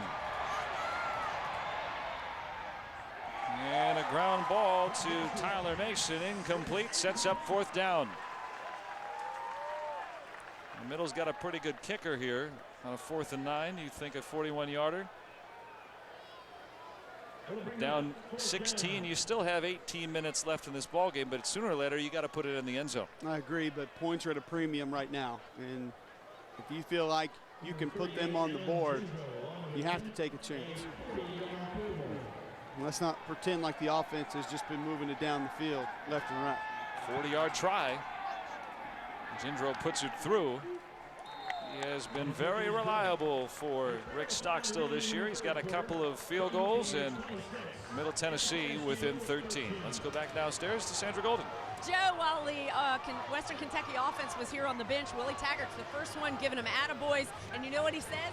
Don't listen to Freddie Soft, guys. Don't listen to Freddie Soft. Do you know who Freddie Soft is? Is that a software company? No, it is not, my friend. It's a fictional character that actually head coach Jack Harbaugh would mention when Willie Taggart was playing for the Hilltoppers. Freddie Soft is a fictional character that sits on your little shoulder here and tells you to slack off, to be a little bit lazy, to give up. He said, don't let Freddie Soft in. Does he look like Big Red? Maybe that's where Big Red came Yeah, from. maybe he was Freddie Soft's brother or sister. Big Red looks a little soft. Yeah. He hasn't spent much time in the weight room. Yeah. Rick Stockstill's club down 13. 3 minutes to go in the 3rd quarter. And survived those first 2 punts being blocked. Both ended up into scores. But the offense still has not really gotten anything going. No offensive touchdowns for Middle Tennessee so far. Antonio Andrews has had a nice day. Breaking through. And staying on his feet to get up to the 32-yard line.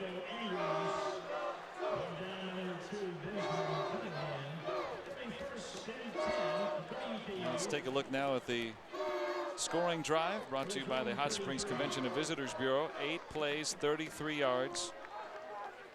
Only took 2 minutes off the clock. And I would say it's safe to say that was the most successful drive of the day for Middle Tennessee. Quick and efficient. Philip Tanner with a couple of quick first down runs.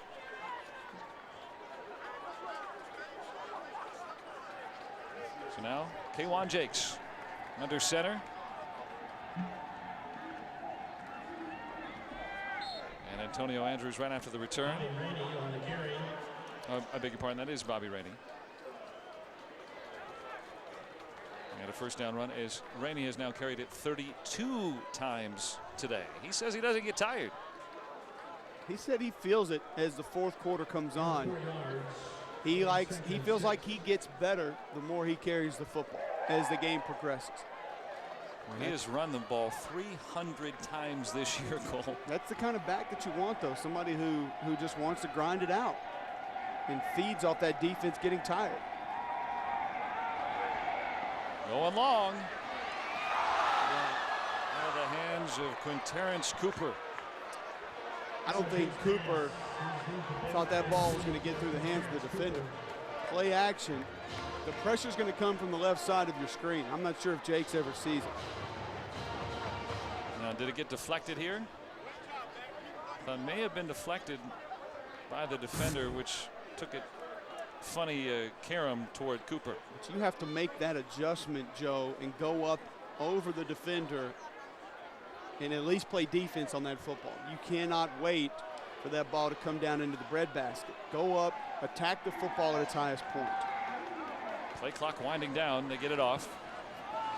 Jakes will take off and take a hit short of the first down. It depends on the spot. If it's a 4th and 1 or maybe 2 here. And it looks like about a yard to go. Coach Taggart wanted to see exactly where that spot was before he sent the punt unit out.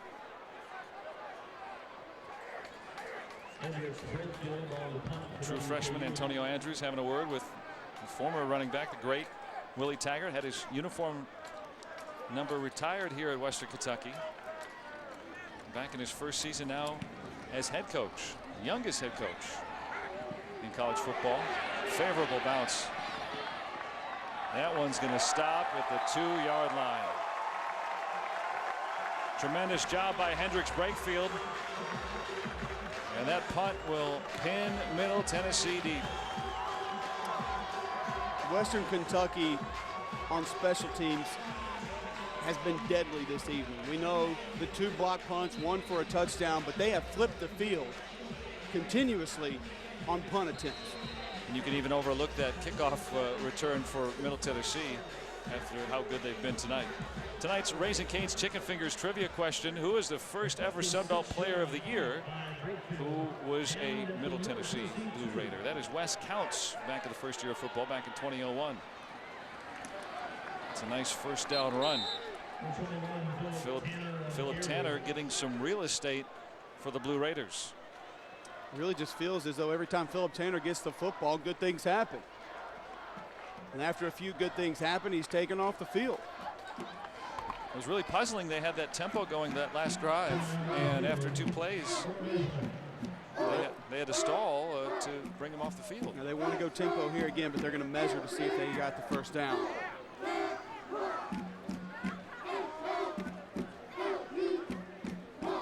That was Tanner's 10th carry of the day.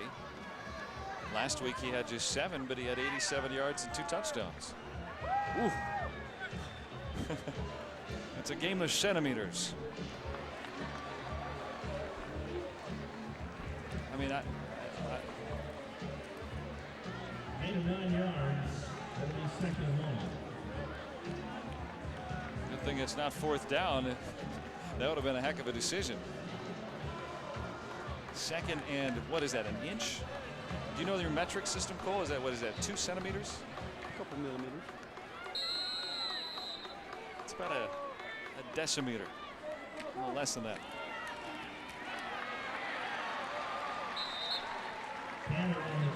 Tanner makes it interesting as Thomas Majors brings him down.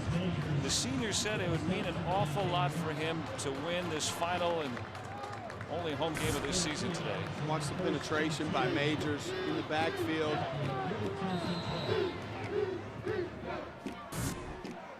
Tanner's still able to lean ahead and get that first down, but Majors shows you why he leads this team in tackles. More than 100 last year, getting close to that again this year.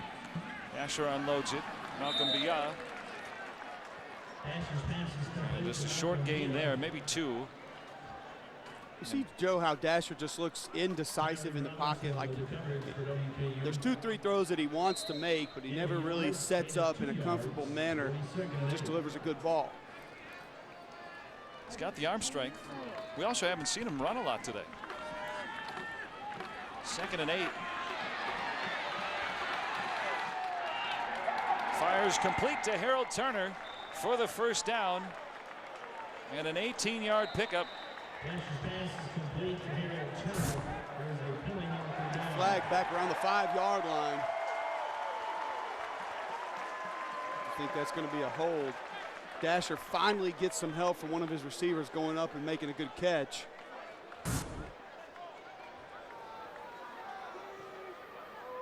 This is Jeff Hillier, our referee.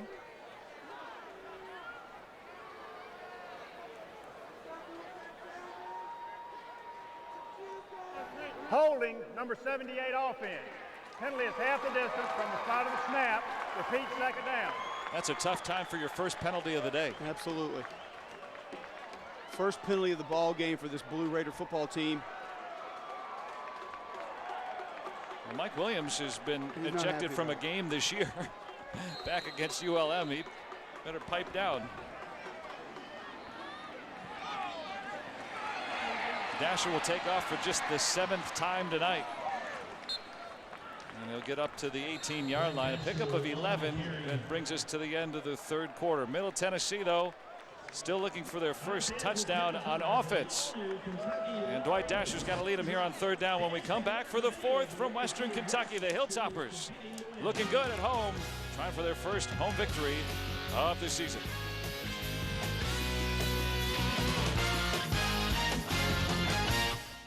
Is brought to you by Raising Cane's Chicken Fingers. One love. And by Tony Chachere's. Turn your same O into Creole with Tony Chachere's original Creole seasoning. Tony Chachere's makes everything taste great. By Golden Flake, the official snack of the Sun Belt Conference. And by the Hot Springs Convention and Visitors Bureau. Visit Hot Springs National Park, Arkansas, home of the Sun Belt Basketball Championships. Western Kentucky looking for their first ever win against an FBS team here at home. Willie Taggart trying to make it 3 wins in 5 games. And well, when you're building a program in its 3rd year in FBS, this is a great end of the season run. And for Middle Tennessee, their bowl hopes on the line tonight. If they lose tonight or any of their final 3 games, they will not go to a bowl after their 10-win season a year ago. 3rd and 4. Cunningham short of the first down, and a nice stop there by Jamarcus Allen. Arius Wright also on the coverage. Punt team will come on for the Blue Raiders. First drive of the 4th quarter.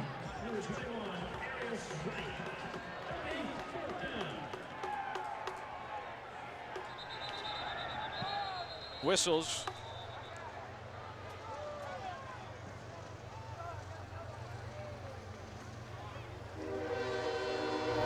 Before the snap, false start, 85 offense, penalties 5 yards, 4th down. That'll just back up the punting unit 5 more.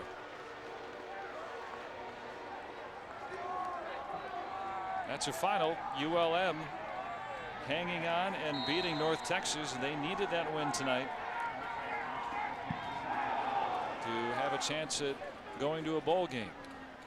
That one is fielded out of bounds at the 38-yard line. ULM now will have Louisiana Lafayette at home next week, and if they can win that game, they're bowl eligible. So Western Kentucky looking to add to their lead early in the 4th from Bowling Green. Leading 26-13 here early in the 4th. And they have the football. Cole, do you normally in this situation say you got to lead late in the 4th quarter? Hey, maybe try to run the football, maybe try to control the clock a little bit. That's what Western Kentucky has done tonight and all season to be successful. I'm going to guess Bobby Rainey for the next 3 plays. Maybe the next 9. He has carried it 32 times tonight. There's 33 for number 3 and a big one. First down and more. Finally hauled down by Arnes Eichner. And a 14-yard gain for Bobby Rainey. So shifty at the line of scrimmage. That power play. See pulling that backside tackle. And then Rainey just dancing at the line of scrimmage. Getting that 2nd, 3rd level, dragging defenders, making a few miss. Give this big offensive line credit for Western Kentucky. They've opened up holes all evening.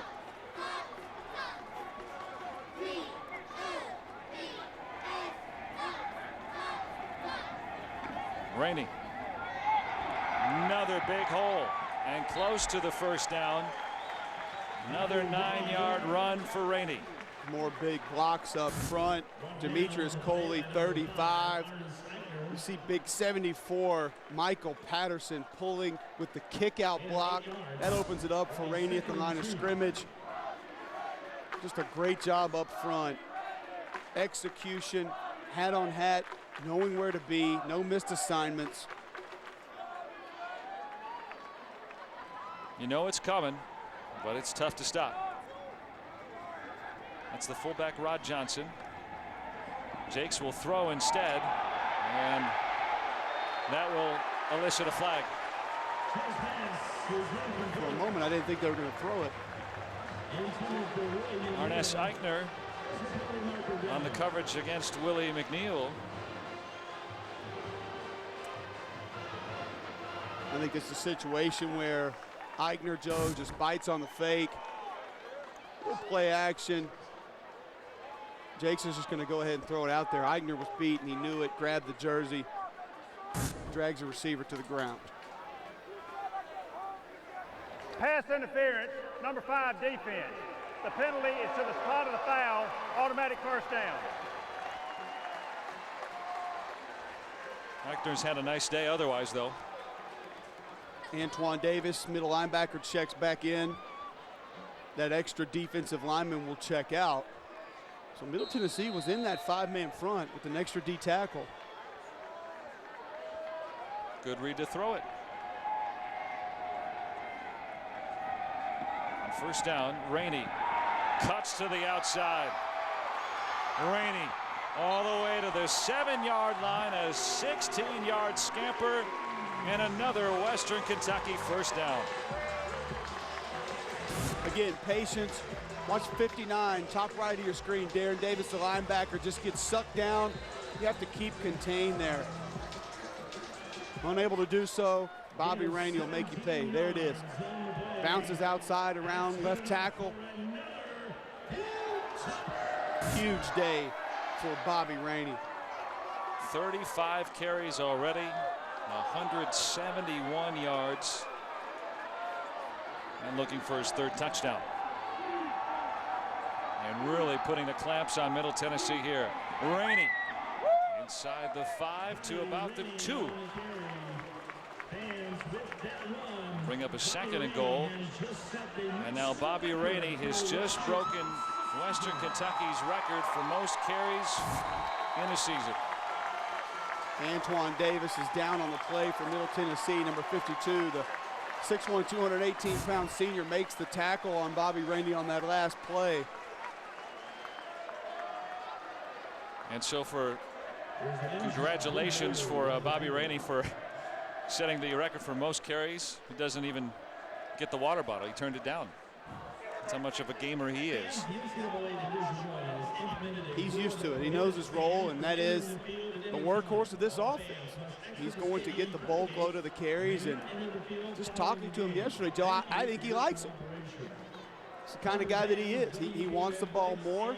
He likes to see those defenders with their hands on their knees, tired. Likes breaking those arm tackles late in the game. Let's go back downstairs to Sandra.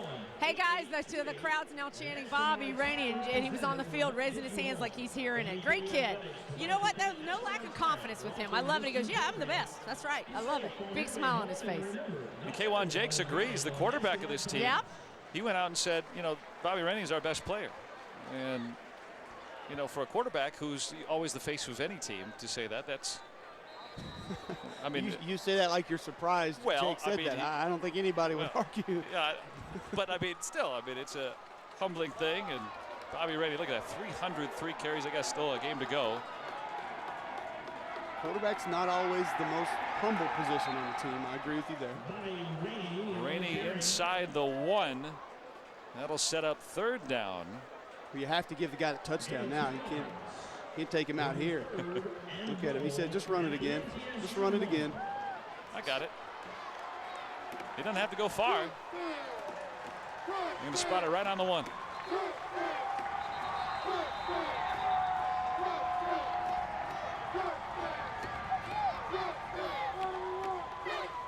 And I believe the officials want a moment here.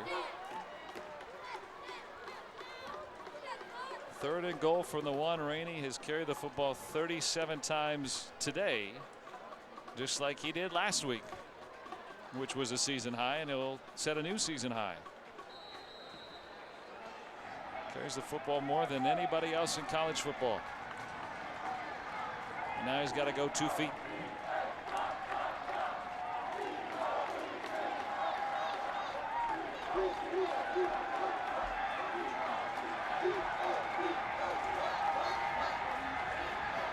Rainey, extra effort. Didn't get it. I thought maybe on that second effort he might have broken through the plane. Let's see again. Good penetration from that Middle Tennessee defense. And the ball stayed just shy.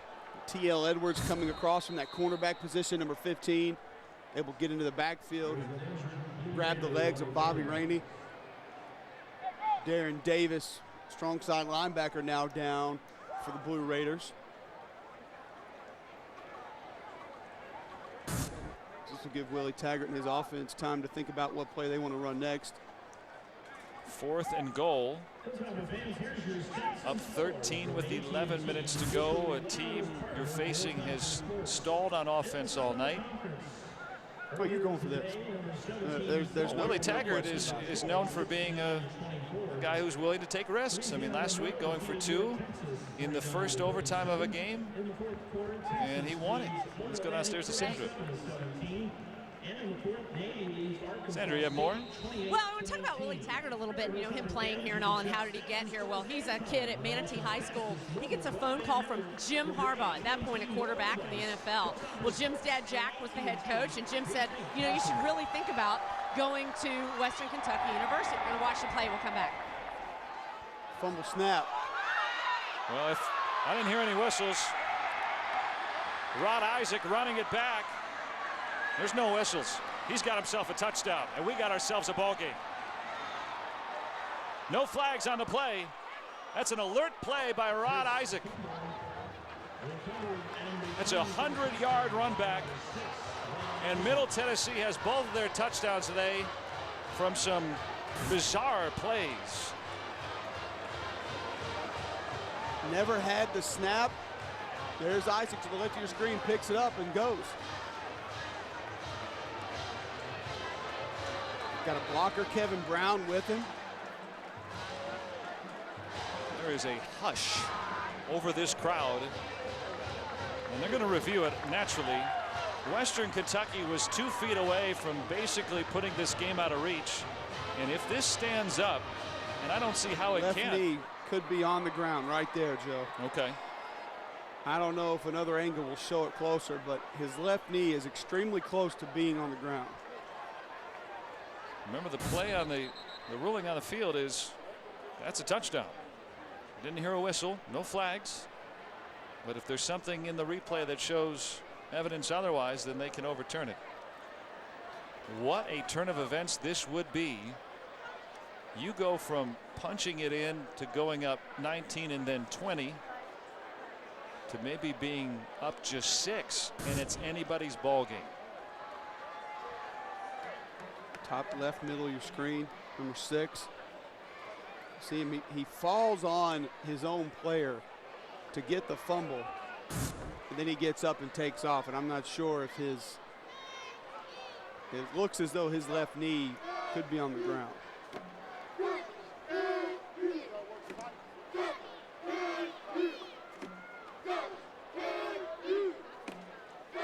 Rick Stockstill has had a lot of bad luck, but tonight, a 97-yard kickoff return for a touchdown. That's been his only touchdown prior to this.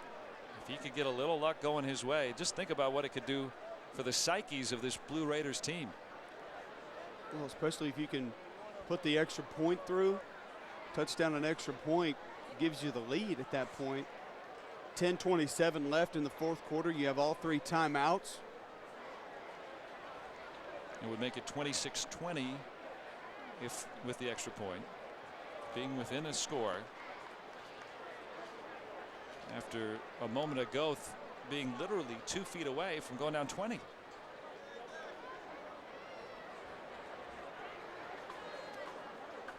Western Kentucky. Let's see this again. See, falls on the defender there and picks it up. The other angle we had from the backside is the only one that gives you any chance to see if his knee is down after he picks it up. I don't think they'll be able to rule on whether or not it's an actual fumble or whether or not the ball is still alive. That's going to stand. Well, the officials couldn't blow the whistle because they never saw the ball down. There's just a big scrum, you know, goal line stand. You have 22 players all around the football. Look at that. Everyone's right there. 20 players. One big pile, and is the ball scored out? And the officials can't blow a whistle unless they see somebody down. And they didn't. Isaac took it back. And scoring it. And so unless the officials see something that will change the opinion of the officials, then they can't turn it around.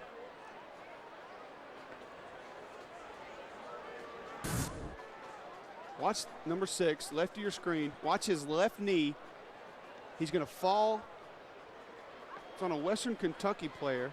Looks like his right knee's down first, but then it's back up. When he leans off to the left here, watch the left knee.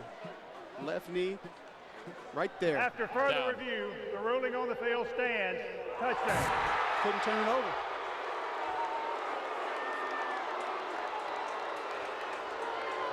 What a turn of events as Middle Tennessee gets the 100-yard run back, the fumble recovery by Rod Isaac.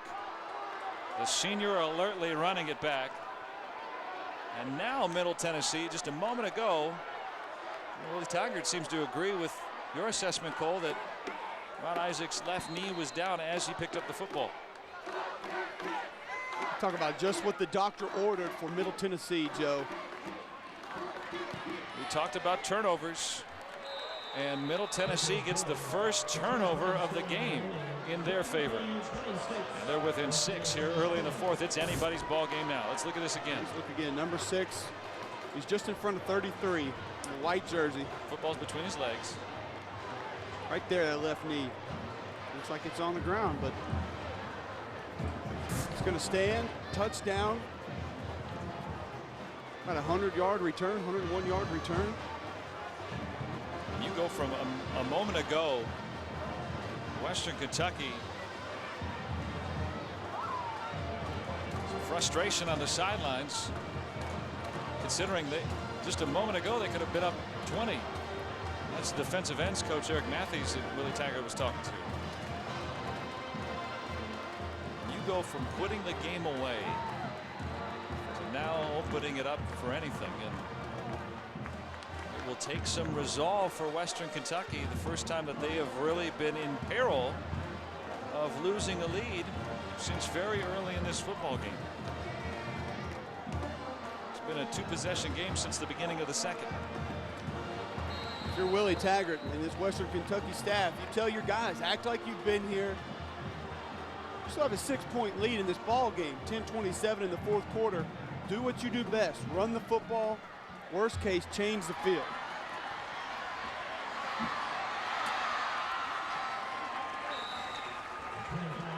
Run back by Antonio Andrews all the way to the 33-yard line. And time now to take a look at our Geico great save of the game. You may recall just moments ago, Rod Isaac coming up with the fumble recovery, running it back 100 yards. And after Western Kentucky about perhaps to punch it in to go up 20, instead Middle Tennessee right on the doorstep. And that is Isaac's 2nd career touchdown.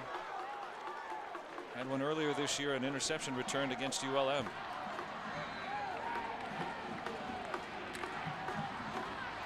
There's Bobby Rainey again.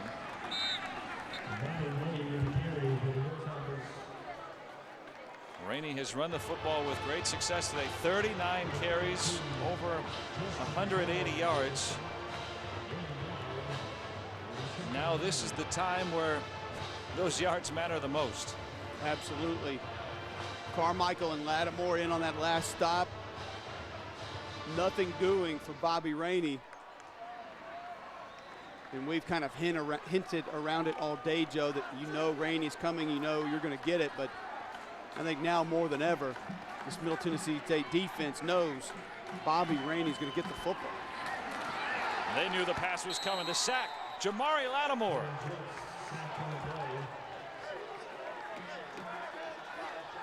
What a play from the big sack man. Jamari Lattimore, number 11, 9.5 sacks coming into this game on the season, 49 tackles, 6'3", 235-pound senior. Just a speed rush, right past right tackle. Preston King comes up with a big sack. Now you've backed up Western Kentucky. 3rd and almost 20. Loss of 8. 10.5 sacks now for Lattimore. Running the football on 3rd down. Lattimore again with the tackle as Rainey gets near the original line of scrimmage. It's 4th and 11. They got to punt it away. Yeah, big speed from Lattimore to chase him down from that backside defensive end position. Had a good beat on the draw play. Finishes that off before Rainey can get back to the original line of scrimmage. And now, I mentioned coming into this drive, worst case you want to flip the field. Middle Tennessee is going to start with pretty decent field position. Booming punt by Hendricks Brakefield. And it is received at the 23-yard line. Eric Russell gets it there, and that's where the Blue Raiders will have a chance for the first time in a long time to take the lead here at Western Kentucky.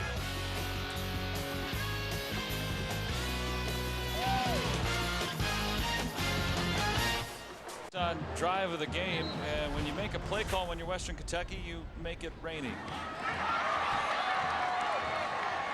Might as well give it to him. Oh, he got it every. He ran the ball every play this drive. He got all but a few. And that put Western Kentucky up 26-13 on that 2-yard run. His 2nd touchdown of the day. And Rainey was about perhaps punch it in on 4th down to give him a 20-point lead, but Rod Isaacs, 100-yard run back. That's a nice hit there. Tanner. Yeah, Tanner runs right into Quanterra Smith. All 6'5", 239 pounds. Boom. You're not going to see Tanner knock backwards very often. Finishes that run forward. Gets to the 28. 3rd down and 5 here for Middle Tennessee, and they've been 3 and out 5 times tonight. This is not one of those times. They need to keep that momentum going. They haven't had a lot of success on 3rd down. This is a big one. Have to say 4th down territory, Joe. 7:28 to go.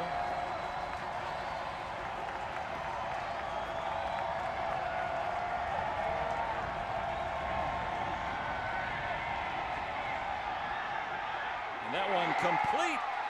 Shane Blizzard for the 1st down. And give a lot of credit to the running back, Benny Cunningham, for laying a block that gave Dasher a little more time. Look at number 2. Yeah, this whole offensive line, they bring the blitz. Just a gut blitz, both linebackers and both A-gaps. 24-yard haul for Blizzard. Cunningham getting rewarded with the football, and he's inside the 30. Flags after the run. There's some shoving. A little extracurricular activity after the play. Boy, you can't have this be on you if you're Middle Tennessee. Wow. 3rd flag of the game, and all 3 have been extremely detrimental to this ball club.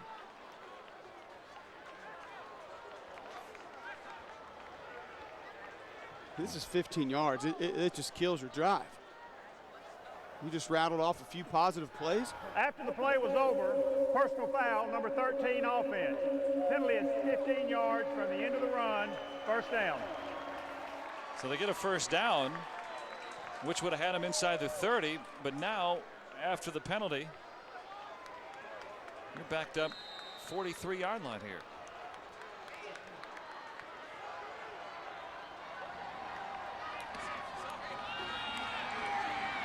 Here's Cunningham again, lots of room. And he's got the first down and more all the way to the 27-yard line. And you're right, Cole, he's got some jets.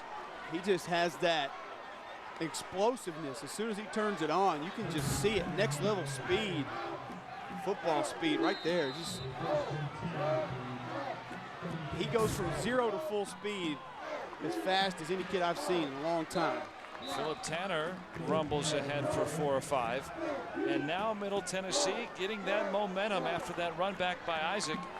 They've just been lying in the weeds all night, and they needed that one thing to go their way to turn it all around.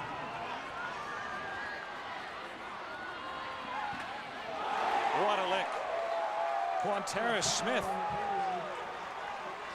He had a little help from Thomas Majors as well.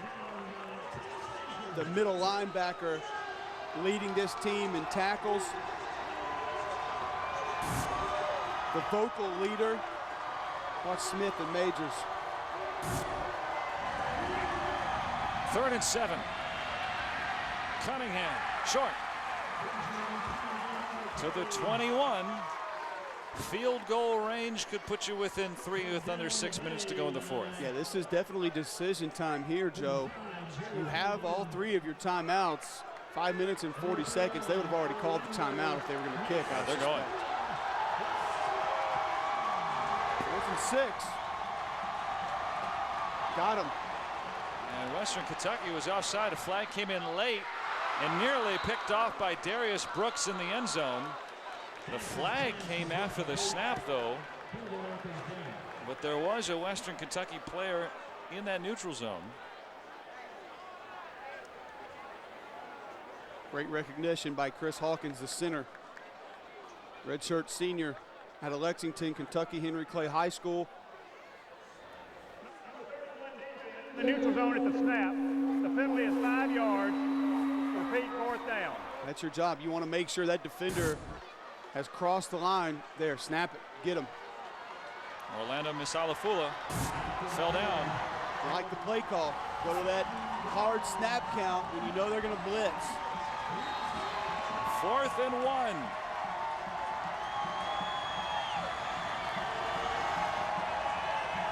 I think you're just going to see direct snap, dasher off tackle. Tavares Jefferson, the first down and more, all the way to the 7-yard line. First time we've seen a reverse all day. Kind of a jet sweep. Not so much a reverse, gutsy play call. Wow. On a 4th and 1. Stretches out the defense. I'm just surprised at the play call. Thought you would definitely see something right up the gut. From the 7, 1st and goal. Middle Tennessee trying to tie it. Philip Tanner hit hard. Maybe a yard. That's big time pursuit by Ryan Beard. Free safety on the opposite end of the field. Comes all the way across up to the line of scrimmage to make that tackle on Philip Tanner, who is a load.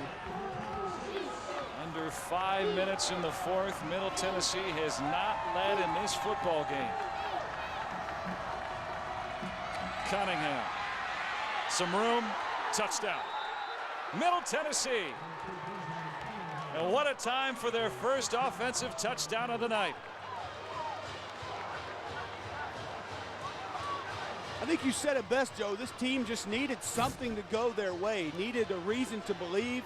The fumble return gives them that, and Cunningham inside then out, corner of the end zone. Opportunity to take the lead. How big is the Lattimore blocked extra point now? For their first lead of the night. Gendro nails it. And Middle Tennessee, a moment ago, looking like their night was over. They have the lead on the road late in the 4th quarter. Benny Cunningham from 7 yards out with a little dive at the end for the Blue Raiders.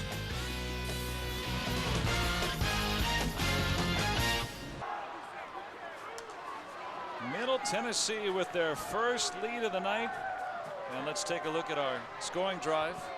Brought to you by the Hot Springs Convention and Visitors Bureau. 10 plays. And Benny Cunningham capping it off, their first offensive touchdown of the night. And just a moment ago, prior to the fumble at the goal line by Western Kentucky, we thought that maybe Middle Tennessee's night would have been over. Now they have their first lead. This is Antonio Andrews, who's had a nice night on the return game, and he'll be stopped at the 20-yard line. As if once a week wasn't enough, next week you can see 2 episodes of Saints Tonight on CST. Tomorrow's show recaps the Saints game against the Seahawks, and then on Thursday you'll get post-game coverage of the Thanksgiving Day battle between the Saints and the Cowboys. Saints Tonight, game days at 10:30 p.m. Central, live from the Louisiana Machinery Studios. Ball at the 22-yard line, and Western Kentucky trails for the first time. And Cole, with 4:30, they can still run the football with 2 timeouts. Well, there's no doubt. You stick with what works and what has been working today, but you definitely have to have a little more sense of urgency. Rainey for the 41st time tonight. Not slowing down anytime soon. Wow.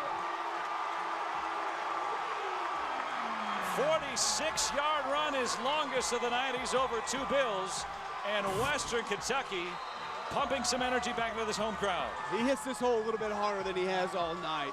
There's no doubt about it. Just trying to will his team to victory. There's no delay at the line of scrimmage here. He just hits it and goes. Great job up front by that offensive line. With a Middle Tennessee player down on the field. Bobby Rainey continues to get it done. And Rainey, 232 yards, 41 carries. He had 37 last week. And that offensive line, Cole, you being a former center, they have done a magnificent job of opening some big holes for Rainey tonight. They really have, and give Coach Taggart and his offensive staff credit. They've called a heck of a game as well, really changed it up, changed directions and formations with what appears to be the same plays, but they've kept that Middle Tennessee defense on their heels just enough to allow Bobby Rainey one of the biggest nights of his career. I hate to see Rod Isaac being taken off the field. That was the injured player who was down. That was the guy who ran back that 100-yard fumble recovery for the score that gave Middle Tennessee a chance in this 4th quarter. I think he's just cramping up. Rainey again. Room to the outside, and a first down run for Bobby Rainey. You look how pumped up this young man is.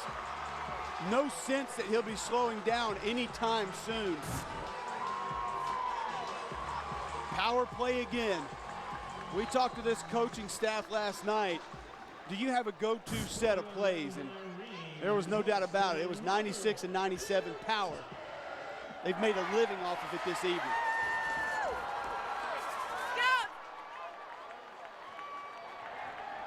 21-yard line, and Western Kentucky trailing for the first time tonight, trying to retake the lead here late in the 4th.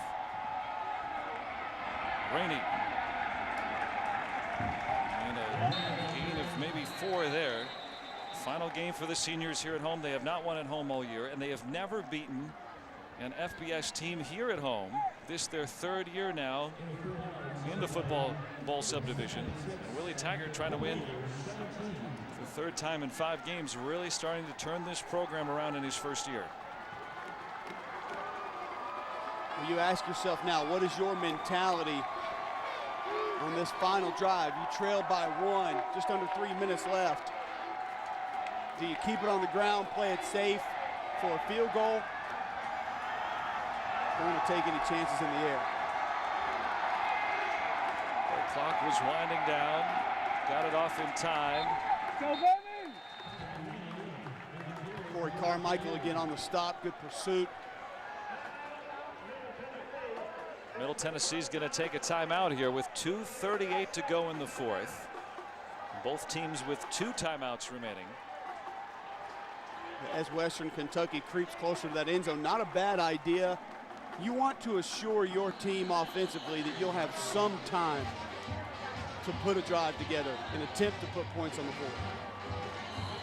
It's a good idea, just in case. How about Middle Tennessee last week against Lance Dunbar? Gave up 226 yards. And this week, 248 yards for Bobby Rainey. And let's take a look at the player that has exhibited the right stuff in the game. Brought to you by Academy Sports and Outdoors. Right stuff, low price, every day. That's a no-brainer. Made a great adjustment on that catch there.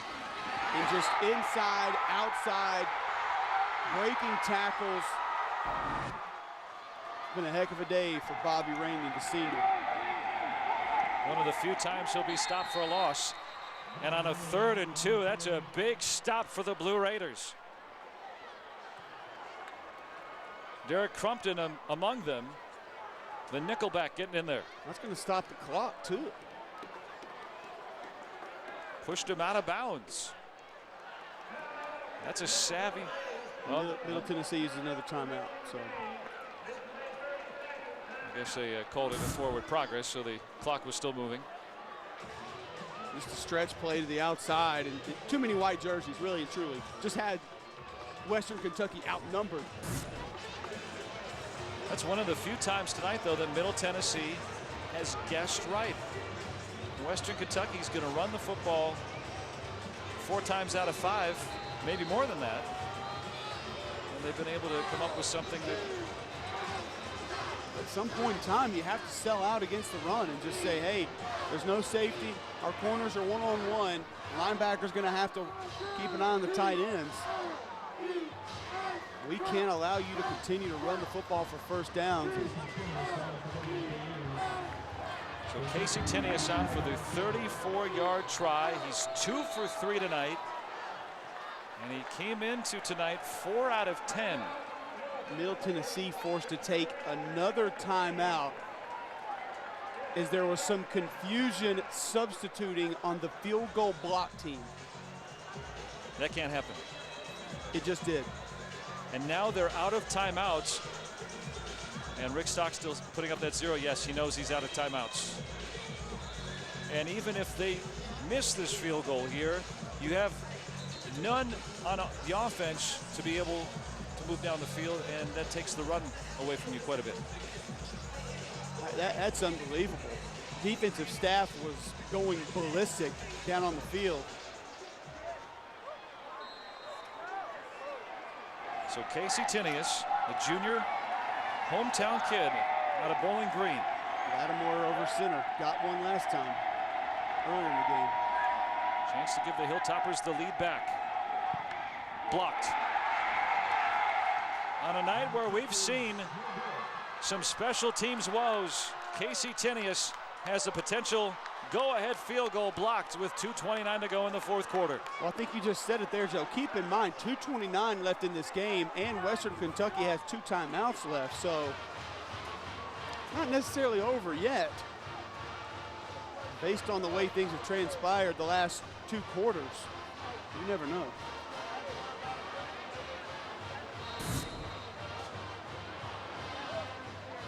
Looked like Crumpton. Jared Crittenden, 45.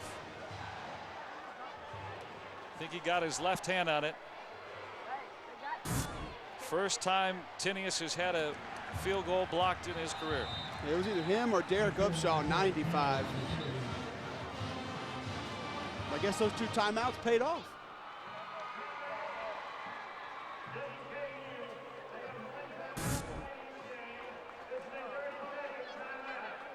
Hard to tell exactly who got the hand on it, but still a huge play. Safe to say special teams have been the story of this game, Joe? No doubt about it.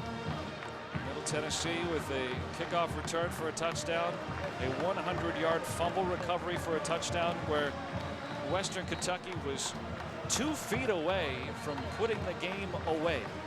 A blocked extra point and a blocked field goal. And the block extra point by Jamari Lattimore right now, the difference in this game. Cooler temperatures as nightfall has set in. And And that steam coming from the head of Rod Johnson, the fullback, indicative of maybe just how exasperated this Hilltopper football team is. They played so well tonight. Nice job there. Thomas Majors isn't going to quit. Sending Philip Tanner to the loss. They're going to go ahead and take it. Well, you got a 3rd down here. A 3rd and long. Look at Majors just fly through. He knows what play's coming. It's a zone read. He's seen it 15, 20 times tonight. Saw it on film all week. And there's really no need in not selling out. If it's a fake and the quarterback keeps it, or if it's a pass, you might as well sell out. Nothing really to lose. Great play by that young man. 3rd and 16 coming up. And you get a stop here. They have to punt it to you with no timeouts. But let's look ahead. If they do get that stop here, can Western Kentucky run the football in under 2 minutes? There's Barry Boyd. He had 2 blocked punts in the first quarter. One that set up a touchdown, one that was returned for a touchdown. Keep in mind too, Joe, what has Middle Tennessee not done tonight? Turn the football over. This is a team that had turned the football over more than any other football team in the game. Risk it. Nationals just going to run it. Let that clock go as well. Very smart. Well, the question here to Rick Stockstill, do you take the delay a game? Go ahead and let it run down and take the delay. It appears that they're going to. The clock will run down to about 1:30. I don't know about this, Joe. Yeah, get him out there and kick it. I mean, 12 seconds on the play clock.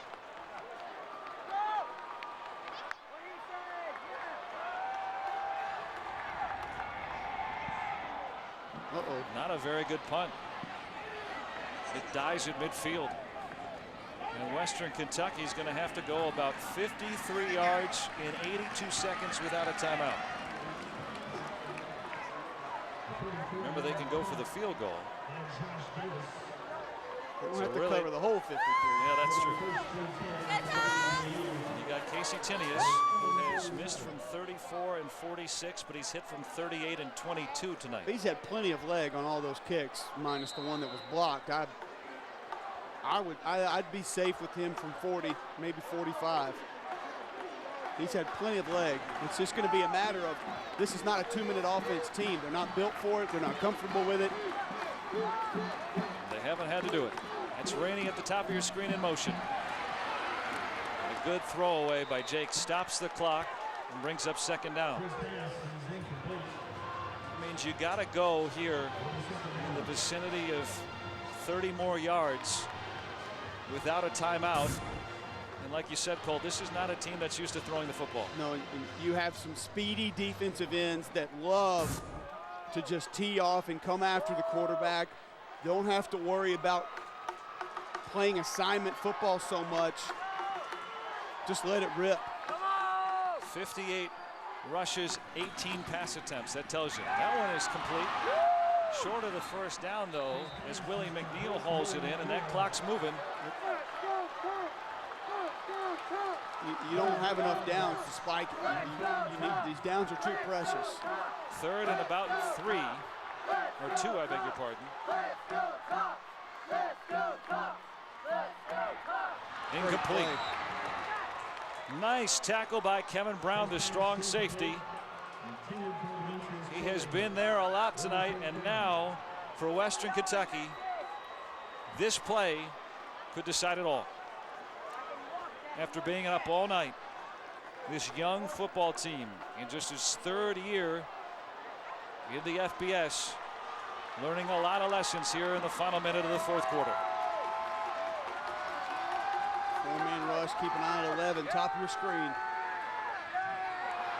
Incomplete, and Middle Tennessee, with 50 seconds to go, will have the football. And to think about how improbable that was just a few minutes ago. Coach Taggart not happy. Trying to run a little crossing route. Looks like the defender was maybe there a little bit early. Special teams, the story of this one tonight, Cole. And early, it was not favoring Middle Tennessee. But Rod Isaac setting it up with that 100-yard fumble recovery. It was reviewed and upheld.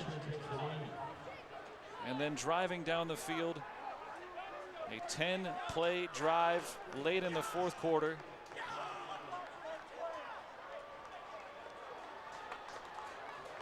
And Middle Tennessee able there to take that lead and holding on.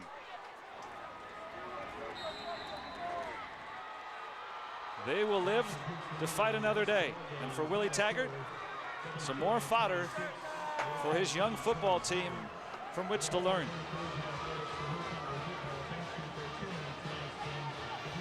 Rick Stockstill still needs a couple of wins in his final 2 games to make another bowl, but he's still got a shot. Middle Tennessee takes one in this close series by 1 tonight at Western Kentucky. 27-26 over Western Kentucky tonight. And let's go downstairs with Sandra with Coach Stockstill. Coach Stockstill, wow, the last few minutes of that game, just talk about the momentum change with that 100-yard run back. Well, you know, I got to give our team credit. I mean, they fought. You know, not a whole lot's gone good for us lately. We did a great job getting a stop down there. But I thought the drive that we had offensively before that, you know, gave us a little bit of life, a little bit of confidence on offense. You know, we didn't play real good offensively overall. You know, we got a defensive touchdown, a kickoff return for a touchdown. But the 2 blocked field goals were huge for us. And just proud of our team, the way they fought and competed. Joe and Cole were commenting on y'all just needed something to go your way, and look how that changed. Yeah, you know, it's been a long year as far as breaks going our way, but we got one down here. But it just shows about the character of our team, you know, and we could have quit, we could have given up. You said we didn't look like we had much life there at the second half, but I really felt good about our team at halftime coming out, and we just kept believing, kept fighting, and kept competing, and we finally got something to go our way. And still a lot to play for. You talked about just being able to be in a bowl and what that would mean. Yeah, you know, we know if we win out, we got a chance to get in the bowl, but that's the big picture. They know that. All we're focused on is the little picture. We took care of business today. Now we got to get ready to play FAU next week. Congratulations, my Seminole brethren. Joe and Cole, take it away. And congratulations to Rick Stockstill. And the magic word today when we talked with the coaches yesterday, turnovers. No turnovers for Middle Tennessee today as we look at the Gangster Museum of America final stats. Even though the Hilltoppers ran the football with aplomb, they needed to pass it in the final minutes, and they couldn't. Well, Coach Stockstill told us last night, he said, if you look at that turnover battle and we win, good chance we're going to win the football game tomorrow. And I really think that was the difference. Big plays, obviously. Kick return for touchdown, defensive touchdown. Middle Tennessee, you got to give them credit. They stuck it out, pulled out the victory. And coming up next here on CSS and CST live SEC football, the Tennessee Volunteers heading to Nashville to take on the Vanderbilt Commodores. And all the action follows our game right in just a couple of moments after we sign off tonight. And we thank you for joining us here on the Sun Belt Network Game of the Week. As next Saturday we head to the cage at FIU. The Golden Panthers play host to the Arkansas State Red Wolves as they look for their first Sun Belt title. And kickoff at 3:30 Eastern, 2:30 Central. And for Sandra Golden and Cole Kublik, our statistician Phil Fountain, and our producer Tom Amon, I'm Joe Block with the final score. Middle Tennessee with their only lead of the night. At the end, they win it 27-26 here at Western Kentucky.